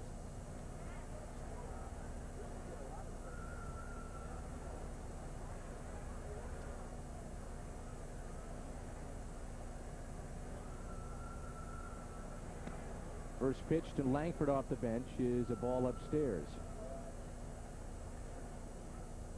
Suppan goes 6 innings, 4 runs allowed, 6 hits. There's a hit for Ray Langford. 1 out hit for Ray. That's what you talk about. If you go up there, lefty gets lefty, the pitcher has an advantage unless he makes 4 pitches.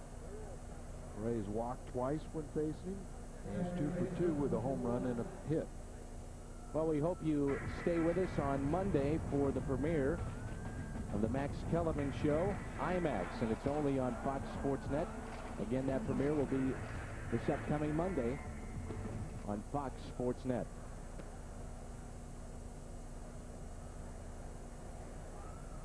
Back to the top of the order, Tony Womack. Third baseman David Bell in on the grass at third base. They hold at first with Langford the runner.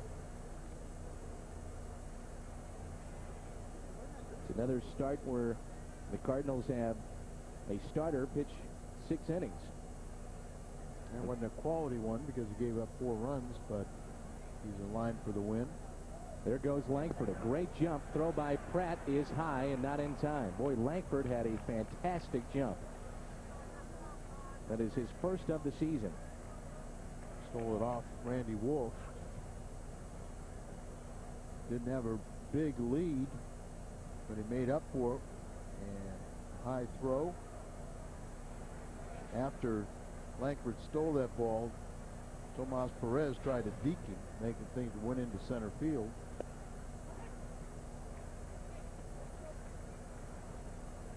One and two the count on Womack, who doubled and scored in the 5th. He's 1 for 3.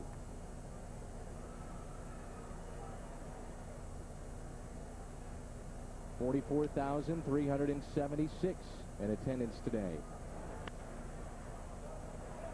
Sold out crowd.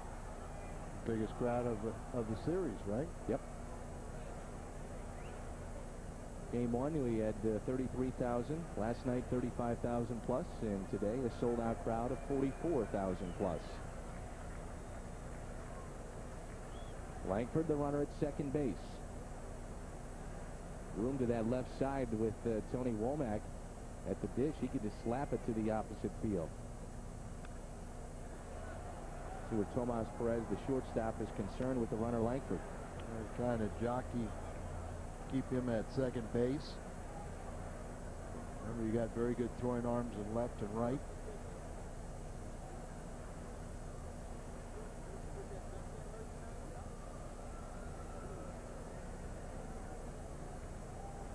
Ray's got that deep approach. Ooh, just missed on the outside corner. Count is even at 2 balls and 2 strikes. Ray, watch when he takes his lead, he steps backwards, trying to keep that shortstop further away, and then he'll move forward.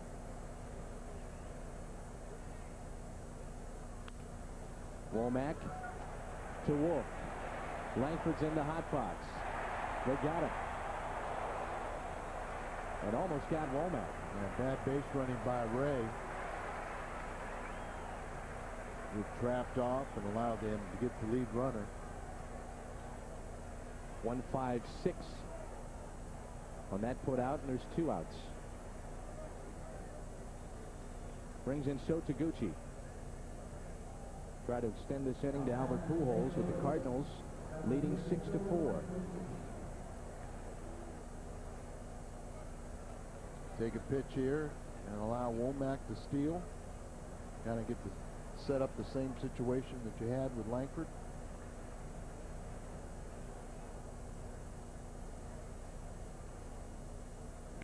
Taguchi trying to bunt his way on. Bell charging. No play for David Bell. First and second for Albert Pujols. Perfect. Taguchi was flying down the first base line. He just laid this down perfectly, running for the base hit. Good speed. David Bell had no other alternative to put the ball in his pocket. That's going to be it for Randy Wolf.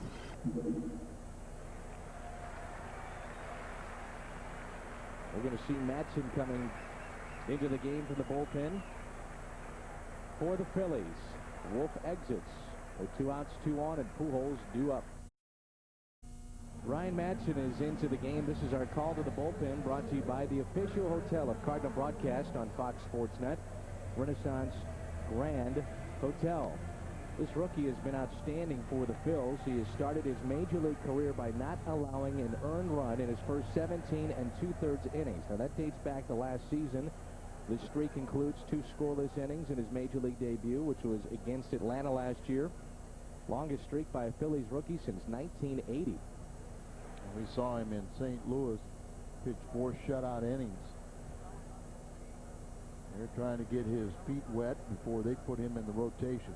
Very deceptive, got an excellent changeup, good curveball. Look at that curveball there. He throws a changeup that almost looks like it's a breaking ball too, but when you see the curveball, you see the 12-6. He was a starter last year, and they took the curveball away from him and gave him a slider.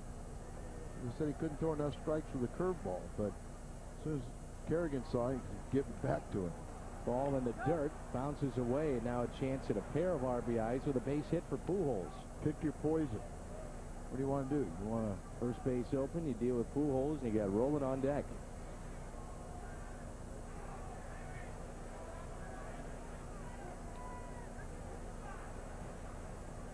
One ball, 1 strike on Albert Pujols. Scott Rowland today has been on base twice with a walk and an RBI single.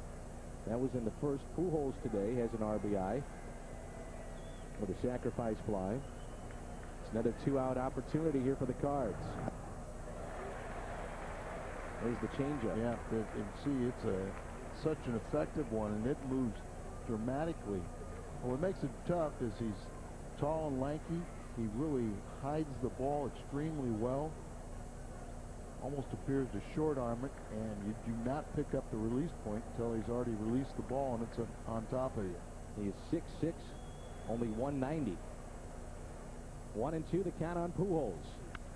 Albert slices this one foul. Brett Myers would be the pitcher that we saw the other night that would be bounced from the rotation for Matson. Phillies' 9th round pick back in '98. Last year he actually began the season at Class A ball. Made 2 starts and then jumped to AAA and finished up the International League and wins with the 12. A lot of movement on that pitch there. That's that changeup, and see a great hitter like Pujols just get it right off the end of the bat. Looks stationary to me, but it moves.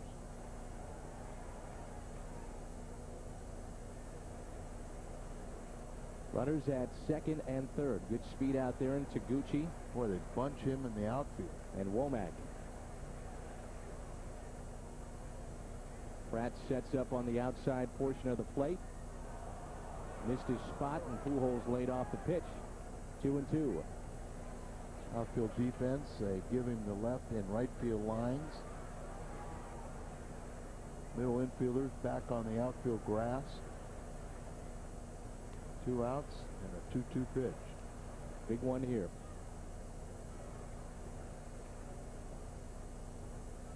Albert could bust the game wide open. Just got a piece, stays alive. It's a changeup again. Pitch is nasty. And then he throws hard enough too, where after you see those changeups and a good curveball, you could throw a fastball by you.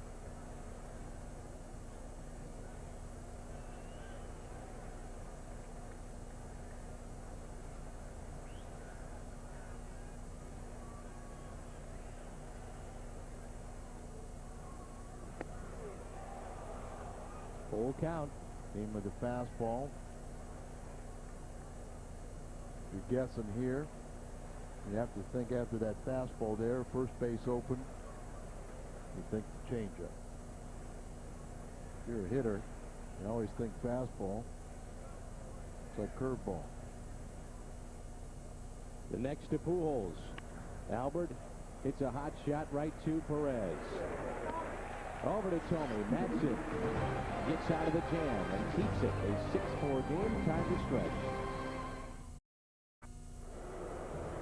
6-4 Cardinals with the lead as we move to the bottom of the 7th. Let's take a look at the pitch-by-pitch feature brought to you by Chevrolet. Curveball, strike 1. And try to wrap another one. That's the good changeup that is just so deceptive. Fastball running in on him. Another changeup. And he comes with a curveball. There's a changeup again. Fastball in. And then the final pitch, he gets a ground ball on the curveball to short. Pitch by pitch brought to you by Chevrolet. Good job by Madsen. And he keeps the game at 6-4. I like that arm of Madsen. 3 very good pitches. A lot of confidence by Larry Boa to put him in that spot. Well, remember they were trying to ease him into it, but now with Roberto Hernandez on the disabled list, he's got to take over that 7th inning. Cal Eldred will come into this ball game. Eldred was great the other night. Saw 4 batters. He struck out 2. Opponents, though, hitting over 400 against him. But I think maybe part of the problem was the fact that it's so much inactivity. Maybe a little stale, a little rusty, and was put into some tough spots, being used a little bit more, and he's been sharper with his pitches. Well, Mechanics have been better, too. Yeah, if you remember the other night, you know, he started out ball 1, ball 2, and he kind of talked to himself and said, wait a minute, why am I rushing? So I don't need to rush. Slowed things down, and all of a sudden his command and everything, mechanics got better, and the results were much better. 1-2 the count. He was telling me the other day, one of the things that you can definitely see with Cal Eldred is the fact that if his front shoulder is flying open, that's when he's really rushing things, and he thought mechanically he was out of whack. Then changed what he was doing, like you said, and slowed things down a little bit as Bird pops this one into the seats down the right field line. 1-2 the count. Ray Langford stays in the game to play left field. And Colin Porter is in center. So Taguchi is out of the game.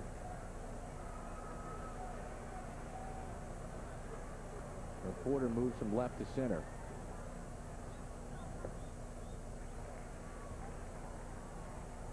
Two and two. Bird today is 2 for 3. Jeff Suppan is in line for the victory if this bullpen can make it stick. A 6-4 Cardinal lead. Cardinals with 5 of their runs in the first. Well hit opposite field. Sanders back near the wall, and he's got it.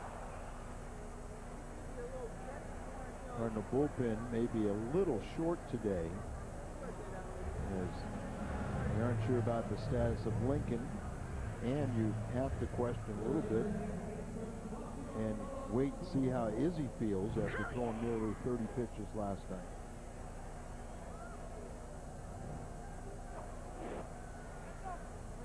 I guess the night before.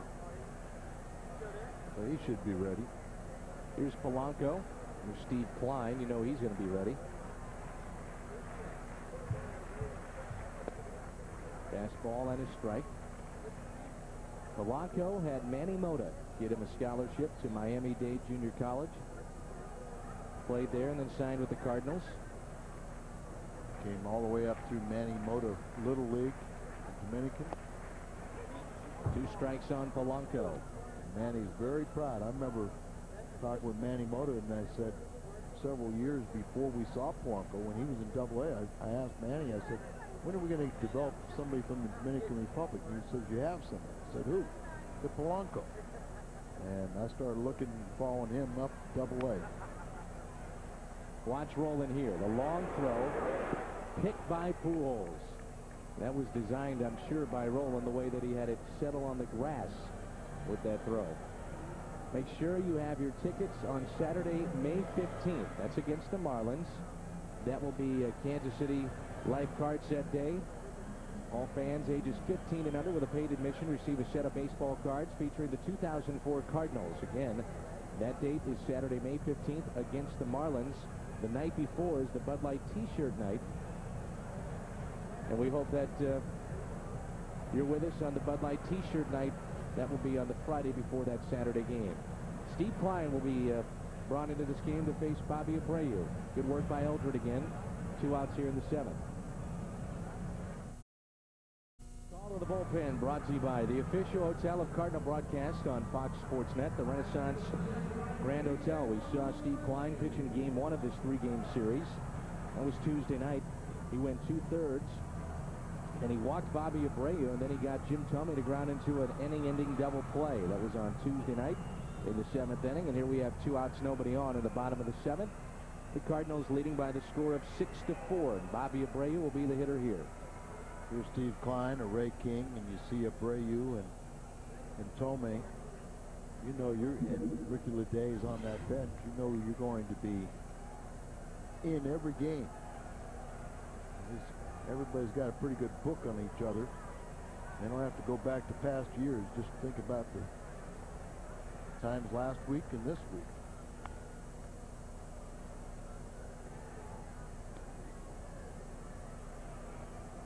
Throwing a lot of fastballs to Abreu.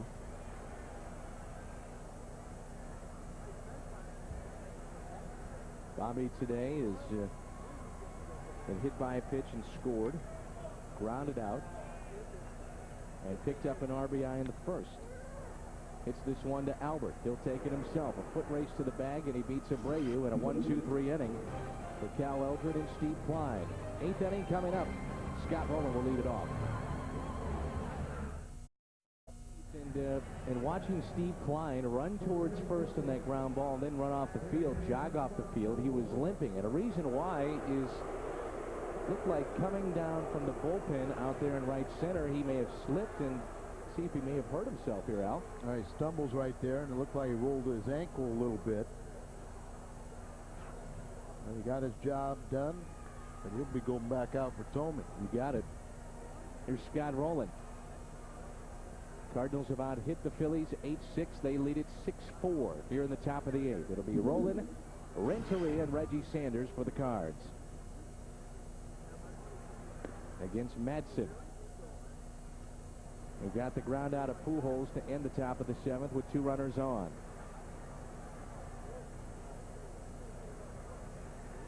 Scott Rowland has had a fantastic series, and this is part of our Bank of America higher standards. Scott Rowland now with an RBI today. 6 RBIs in this series, 5 for 10, 2 runs scored. His career is over a 400 hitter against his former team. And where's Jim Thome? Just 2 for 9. You know, only 2 home runs, Al. I mean, that's not bad when we're talking about Jim Thome against the Cardinals. He's been quite impressive. 17 home runs. A check swing against the Cardinals in his career. Rowland strikes out. Fans love it. They finally get to cheer.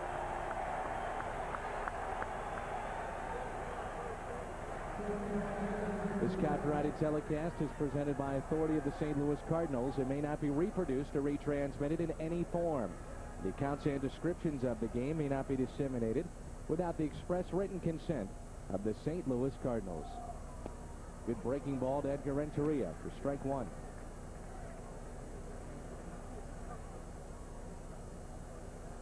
Jeff Suppan is in line for the victory if the Cardinals can hold on to this lead.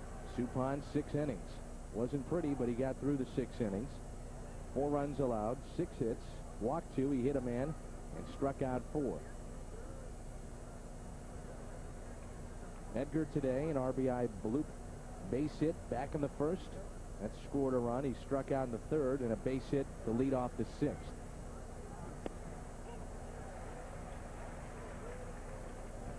His fans looming over Jason Isringhausen in that bullpen.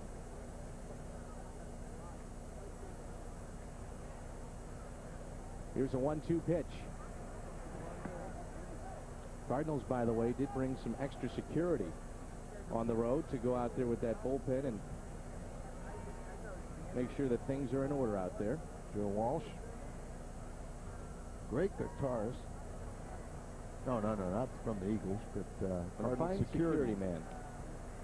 Came out there just to kind of keep an eye and protect the boys out there in the bullpen.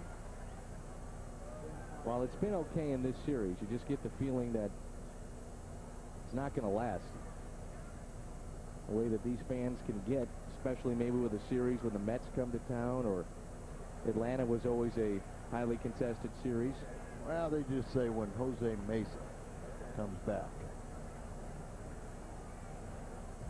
they'll see if their reputation, but they kind of become a favorite place to kind of perch up above the bullpen. Originally, it was the Phillies' home bullpen, and they had a couple exhibition games after the first one. The Phillies players said, nope, we're moving. Ground ball to Polanco. 2 outs.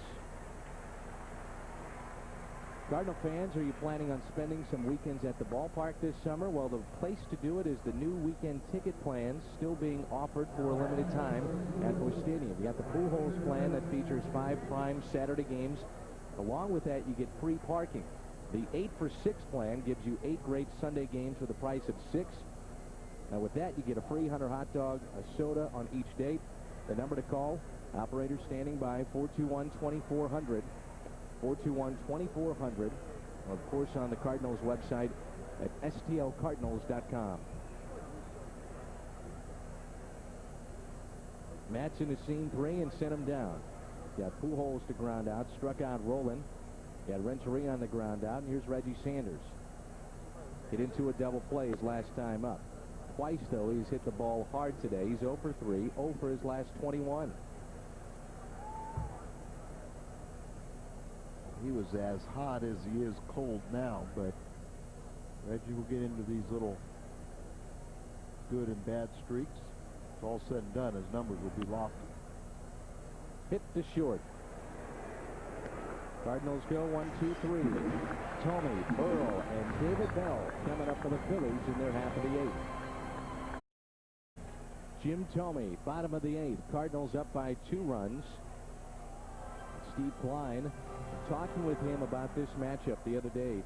Al, he said, you know what, I wasn't told how to pitch Jim Thome, and he said, I've got no problem, if need be, going inside on Thome with hard stuff like that. He gets a 1 out, or 1 hopper, 1 out. here in the 8th, and Klein's work may be done for the day as Tavares has been warming up in that bullpen. Steve Klein was told in St. Louis not to throw him fastballs, to throw him all his sliders. And if a pitcher is not allowed to have one of his weapons and he only has 2 of them, you feel a little psychologically defenseless. So Tavares is very careful, slowly walking down those steps. Julian Tavares will come in. It'll be the 4th pitcher used by the Cardinals. 1 out, nobody on here in the 8th, and the Redbirds up 6-4. The Southwest Airlines family of the game and sit in the special Southwest Airlines suite at Busch Stadium. This is how you do it. You send a postcard to P.O. Box 771192, St. Louis, Missouri 63177. And you can be the Southwest Airlines family of the game. Julian Tavares into the game for the Cardinals. With this appearance, he will have pitched in every game against the Phillies this season. Pitched last night, 2/3 of an inning. Had a strikeout. That strikeout was of Pat Burrell, and he will see Pat Burrell first, and then David Bell. And try to extend this thing to Isringhausen with a 2-run lead, if not more. Probably going to be asked to pitch 2/3 of an inning here. Finish up the 8th, turn it over to Izzy with the lead. Pat Burrell is homered, walked and struck out. Bullpen trying to hold on for Jeff Suppan. Seen good work from Eldred and Steve Klein today. First pitch, a strike from Tavares.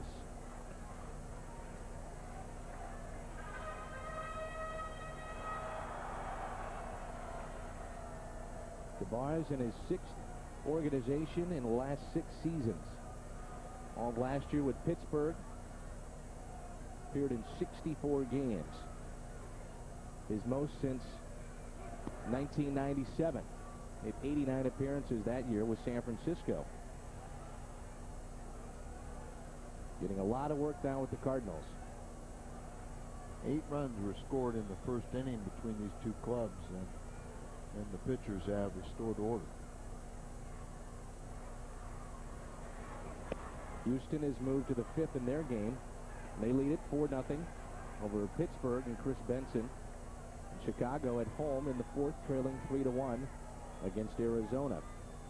Houston's starting to get hot. They're now 17-10. They lead the Central by 2 over Chicago. Cardinals started today 3.5 games back.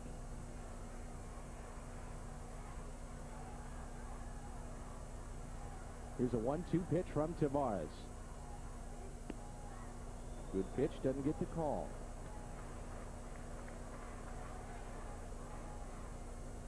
Pat Burrell last year, prior to the season, signed a huge contract in the offseason. 6 years, $50 million. Former Golden Spikes Award winner in '98. Top college player.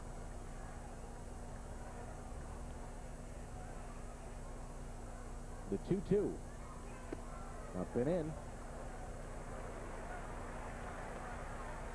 Full count here, and gotta make him earn his way.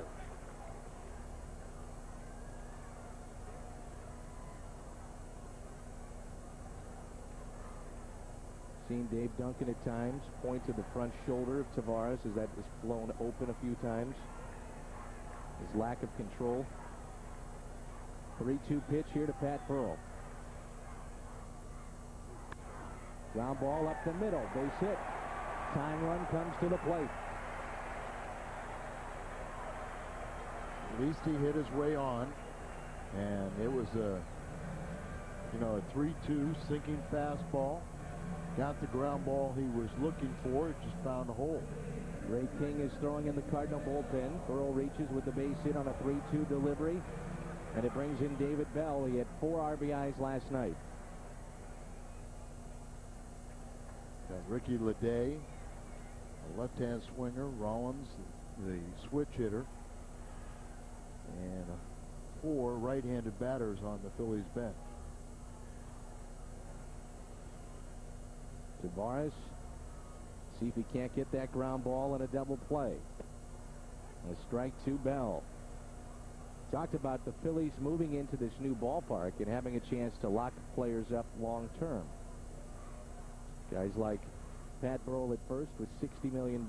David Bell got 4 years and $17 million. Jim Thome. Kevin Millwood re-signed. And Billy Wagner, price tag of $9 million, came over from Houston. 1-1.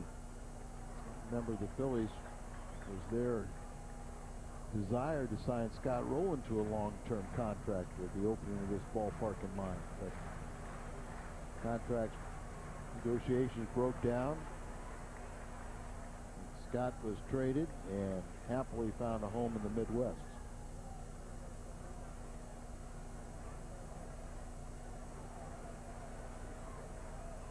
One pitch from Tavares.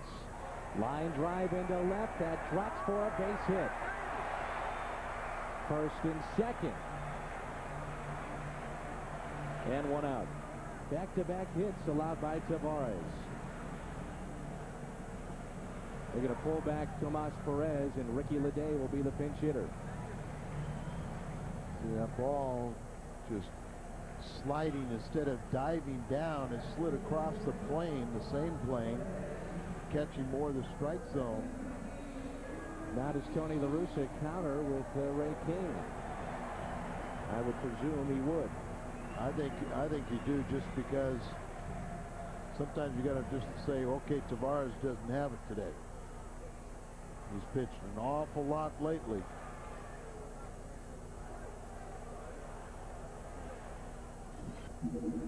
So Ray King will be the 5th pitcher used by the Cardinals in the 3rd in this inning when we come back. Cardinal Baseball is a production of Bud Sports and is an exclusive presentation of Fox Sports Net. Tavares came in with nobody on and one out here in the 8th. He's allowed a pair of base hits, so now Ray King is into the game. All kinds of changes on both sides. It would have been Julian Tavares against Tomas Perez. Then we saw a pinch hitter announced, which would have been Leday. Tony La Russa counters with Ray King. Larry Boa now countering with Mike Lieberthal, who's on the bench today. Normally their starting catcher. Todd Pratt getting the start today, and he's on deck. So you've got a situation of first and second and one out. Lieberthal against King.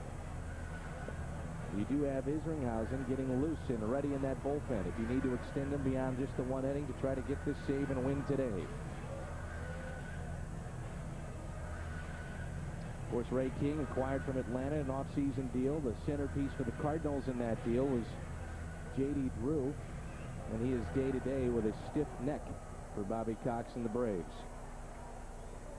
Said hamstring, neck problems, some other little nagging injury too, right?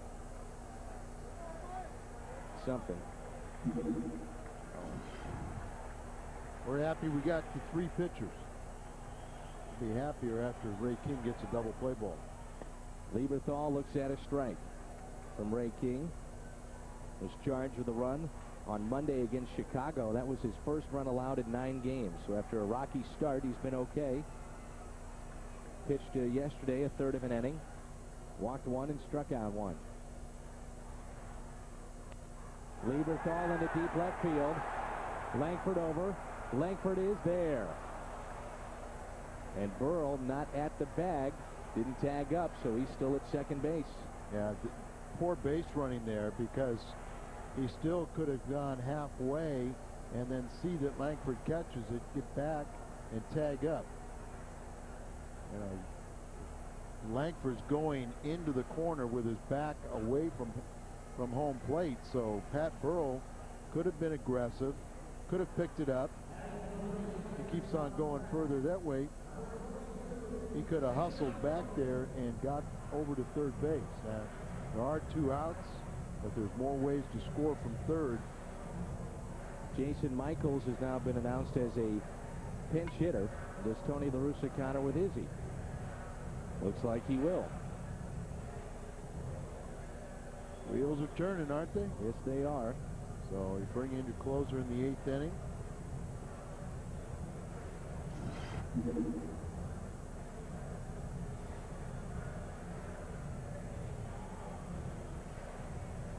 Isringhausen will be the fourth pitcher used by the Cardinals here in this eighth. The only pitchers left in the bullpen now for the Cardinals are Mike Lincoln and Josh Pierce. Jason Isringhausen into the game. This will be his 13th appearance. He picked up a save in game number 1. He's 3 for 4 in save appearances, and he is 1 strikeout away from 500 in his major league career. Cardinals have made some moves here with a double switch. Jim Edmonds takes over in center, so Porter has played left. He has played center, and now he moves to right. Reggie Sanders taken out of the game. Colin Porter is due up first in the Cardinals half of the ninth. And Isringhausen goes in Sanders' spot in the order. He made the last out in the top of the eighth. And Edmonds would be due up fifth for the Cardinals if they can get to him in the ninth. You follow all that out? Very good, very good. Now, if my calculations are correct with Philadelphia, they have Doug Glanville on their bench. They've got Jimmy Rollins, who has moved to the on-deck circle. They have Sean Wooten, and they've got this man, Michaels. Jason Michaels, 0 for 2 against the Cardinals this year. And a swing and a miss. The first pitch from Izzy. And Isringhausen made it interesting in game 1. Stranded the bases loaded in the ninth and struck out the side. A crazy way to end game number 1. That ball that went to the backstop.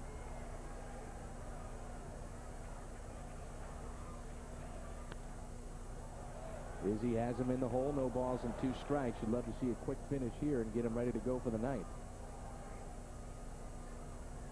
Get that 500 strikeout this pitch.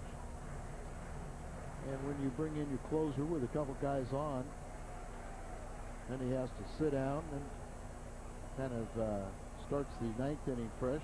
Sometimes he gets himself in a little trouble. Breaking ball, strikeout number 500 for Jason Isringhausen. Michaels is thrown out of the game as he is arguing that called third strike. Dana DeMuth throws him out of the game. We head to the ninth as we do a look at strikeout number 500 for Isringhausen.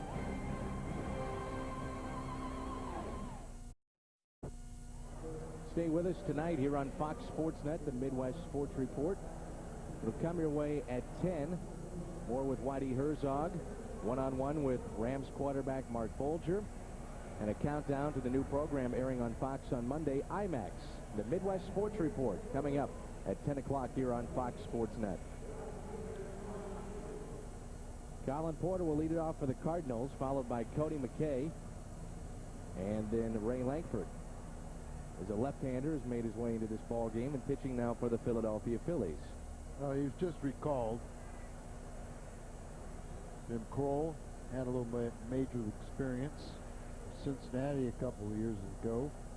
He had the Tommy John surgery and has battled back, even had a stint with an independent league. He was pitching well at AAA.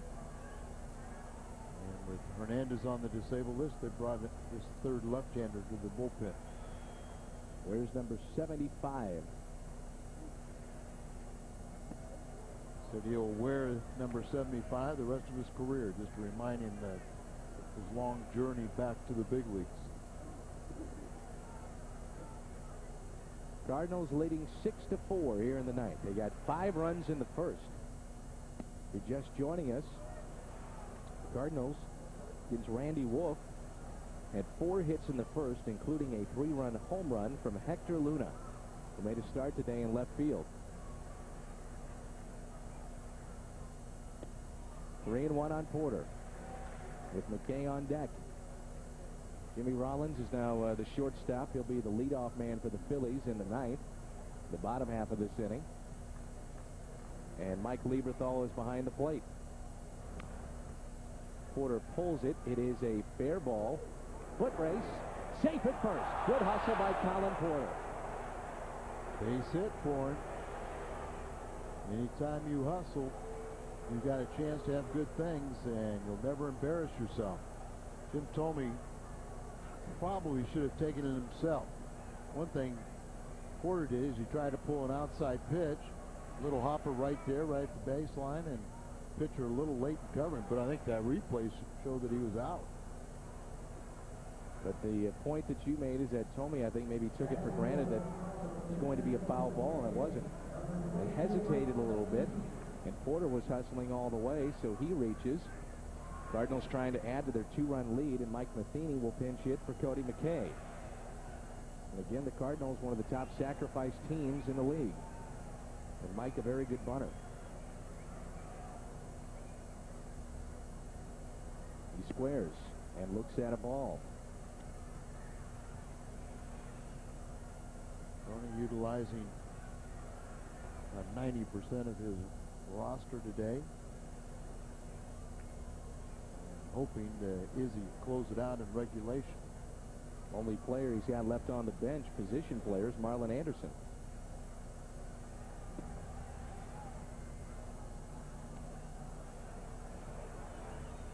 Two balls and no strikes. Cardinals are down to Marlon Anderson.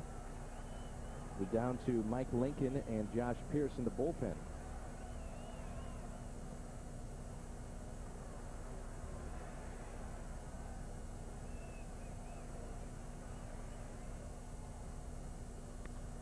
Matheny swinging away, pops it up into right. Looking to fight it. That's Abreu. He's got the glasses but doesn't use them. Yeah, couldn't pull him down. It looked good there, though. Good work, by the way, from Madsen. Came in with 2 on and 2 out of the Phillies bullpen and faced Albert Pujols, and Pujols left 2 men on. That was back in the 7th. He had a scoreless frame in the 8th. And now this left-hander takes over here in the 9th. Cardinals have used Jeff Suppan as their starter, then Cal Eldred, Steve Klein, Julian Tavares, Ray King, and Jason Isringhausen. Tony had Matheny up there sacrificing, so he got the count in his favor, and then let him take a shot at swinging away, and he popped it out to right. Ray Lankford has popped the base hit in his only plate appearance today. Looking ahead for the Phillies in the bottom of the 9th, they will have Jimmy Rollins, Marlon Byrd, and Placido Polanco.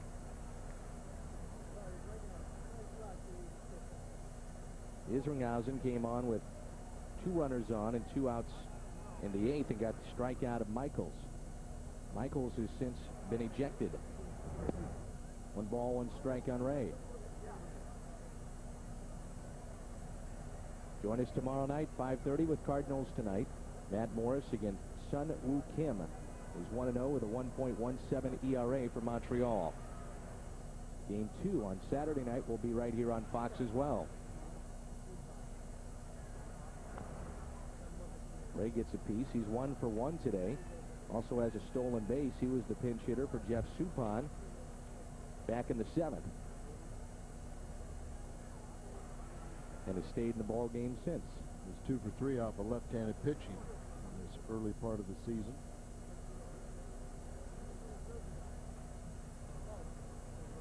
Here's a 1-2 instead of check on the runner at first.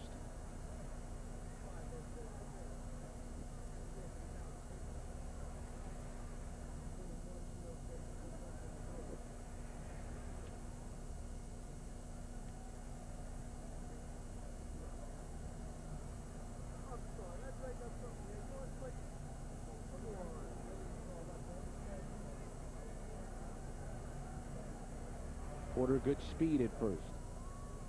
An infield hit. Stands there with 1 out. 1-2 the count on Ray Lankford.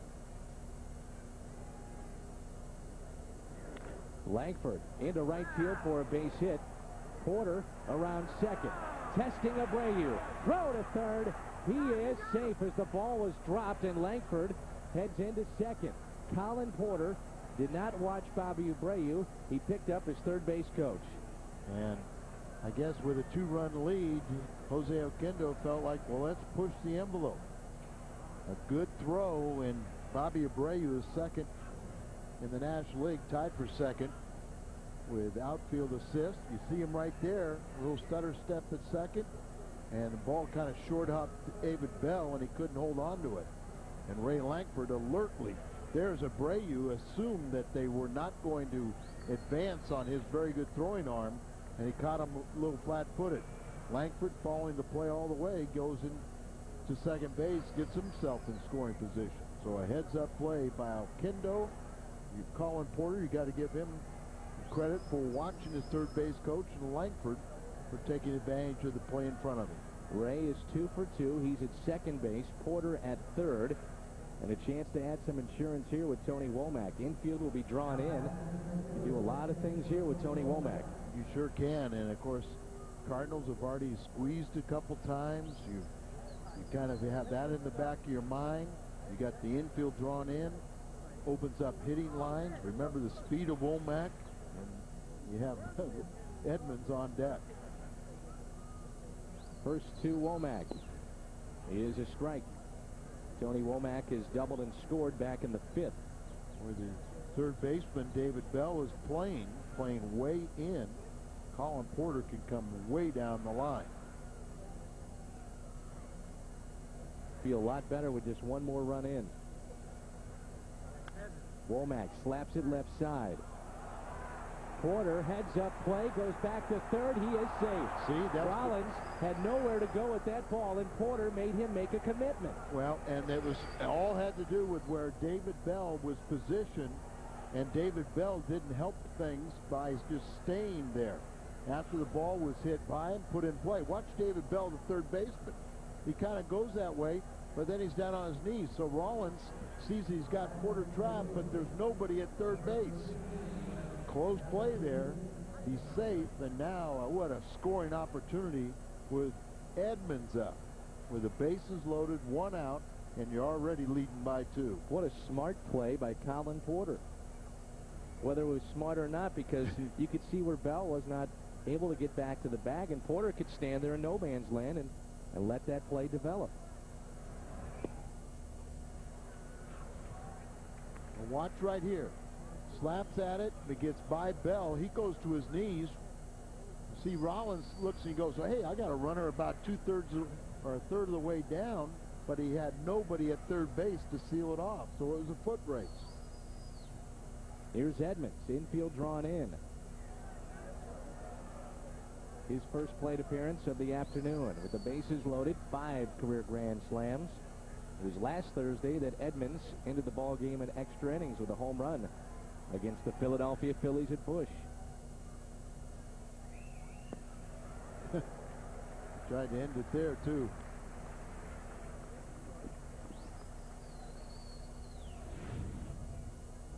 Pujols on deck. Telemaco warming up in the Phillies pen, but Jim Edmonds could break it open. 1-2 the count with the bases loaded. Albert Pujols is on deck, 2-2.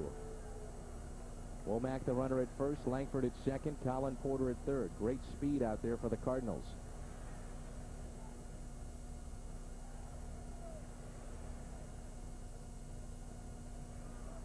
A 2-2 pitch here. Edmonds' defensive swing to Tomey, play at the plate. Safe is Colin Porter. He was safe at first, safe at third, and safe at the plate. All were close plays. Jim Tomey looked like he might have taken a little too much time trying to make a deliberate throw. It's a force out there, and they said Colin Porter was safe, just hustling down that line. So a little excuse me swing, and Tomey lays back on it, tries to turn sideways to position for the throw. It's a bang-bang play, and it goes Cardinals' way. And Larry Bowa is close to getting himself ejected. So the bases are still loaded, and a guy named Pujols will step in as Larry Bowa has been tossed, a familiar scene here in Philly. Now he's going to get his money's worth. They argued a bit with Michaels' called third strike with Isringhausen, and now he's not happy one bit with Dana DeMuth. That's the Larry Bowa I remember.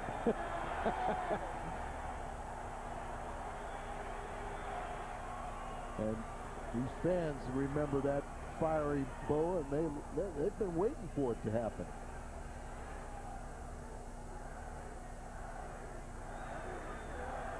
The chance of Larry. The city of brotherly love. 7-4 Cards. Going to the game, this will be his 8th appearance in the season. It was last week. A week ago from today. Pitched a season-high 4 innings against the Cards and took the loss after allowing a Jim Edmonds walk-off home run. That was in his 5th inning of work. It's 7-4 Cardinals. Still only 1 out. Bases loaded for Albert Pujols. 1 for 3 today. A single and a run scored back in the first.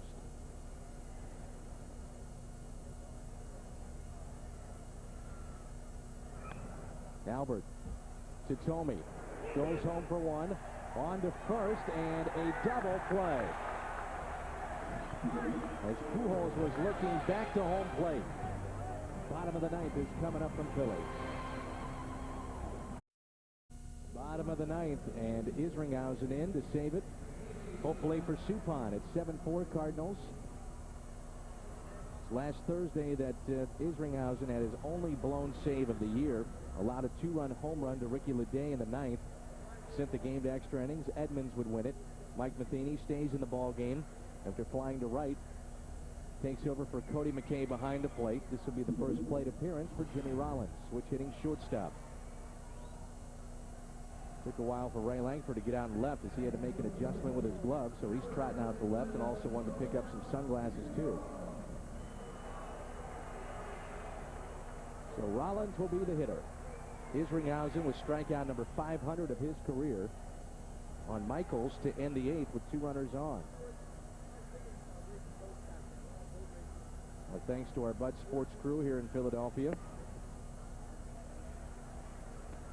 Tom Mee and Lindsey Polite, Doug Stanton, Brian McCann, Mike Helling.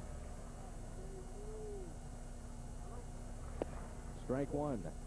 1 ball, 1 strike on Rollins.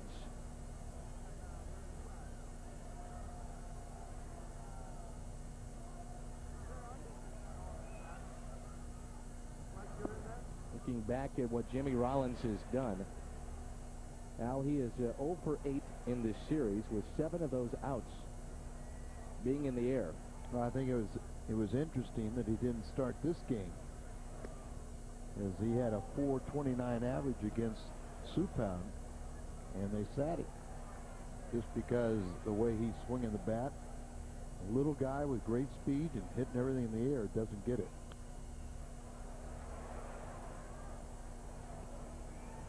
Former All-Star for the Phillies. Very good defensive player at short. Not a bad offensive player either, but struggling this year under 200. The 2-2 pitch. Line drive to Tony Womack. Midwest Sports Report is coming up at 10 o'clock tonight. Back home, we check in with Pat Paris. Pat?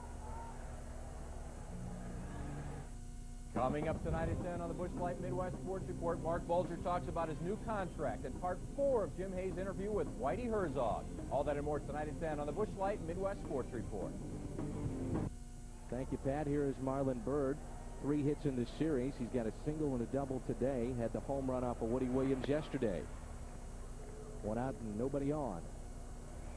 Cardinals have used Eldred, Klein, Tavares, King, and now Izzy out of their bullpen. Jeff Suppan, the starter today, 6 innings, 4 runs allowed, 6 hits, walked 2. He hit a man and he struck out 4. Wasn't sharp, but he's in line for his 3rd victory. Even his record at 3-3, and all 3 of his wins on the road. Cardinals 2 outs away from running their road record to 9-3. 2-1 pitch. 2-2. Seen today where Isringhausen has hit the gun at this ballpark at 95 a couple of times. We saw him hit 96 the other night.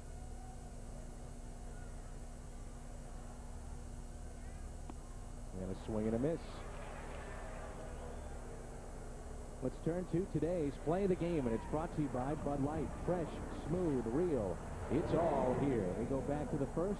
Hector Luna, a 2-out, 3-run home run, and his second home run of the season. Luna made it 5-0, and the Cardinals have not looked back since. Here's Polanco. Looks at a strike. They looked in the rearview mirror a couple times and saw a bus coming at them, but the bus has turned into a Volkswagen.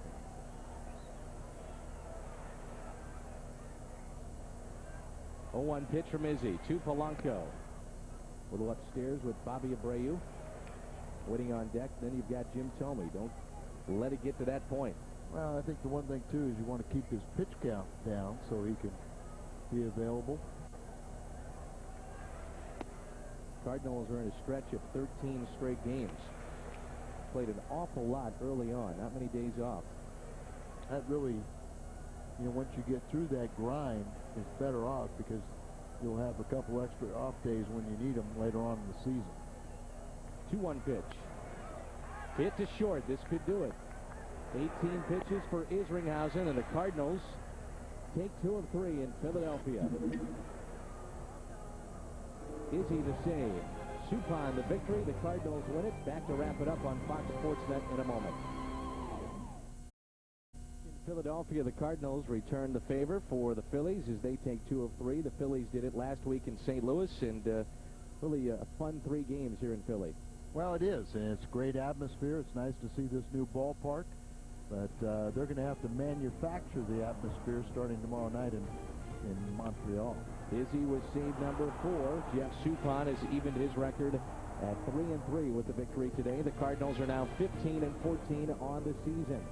Matt Morris and Sun Woo Kim will go tomorrow. We'll come your way at 5:30 with Cardinals tonight. 6:05 with the first pitch. North of the border we go. We'll see you tomorrow night from Montreal at 5:30 on Fox Sports Net.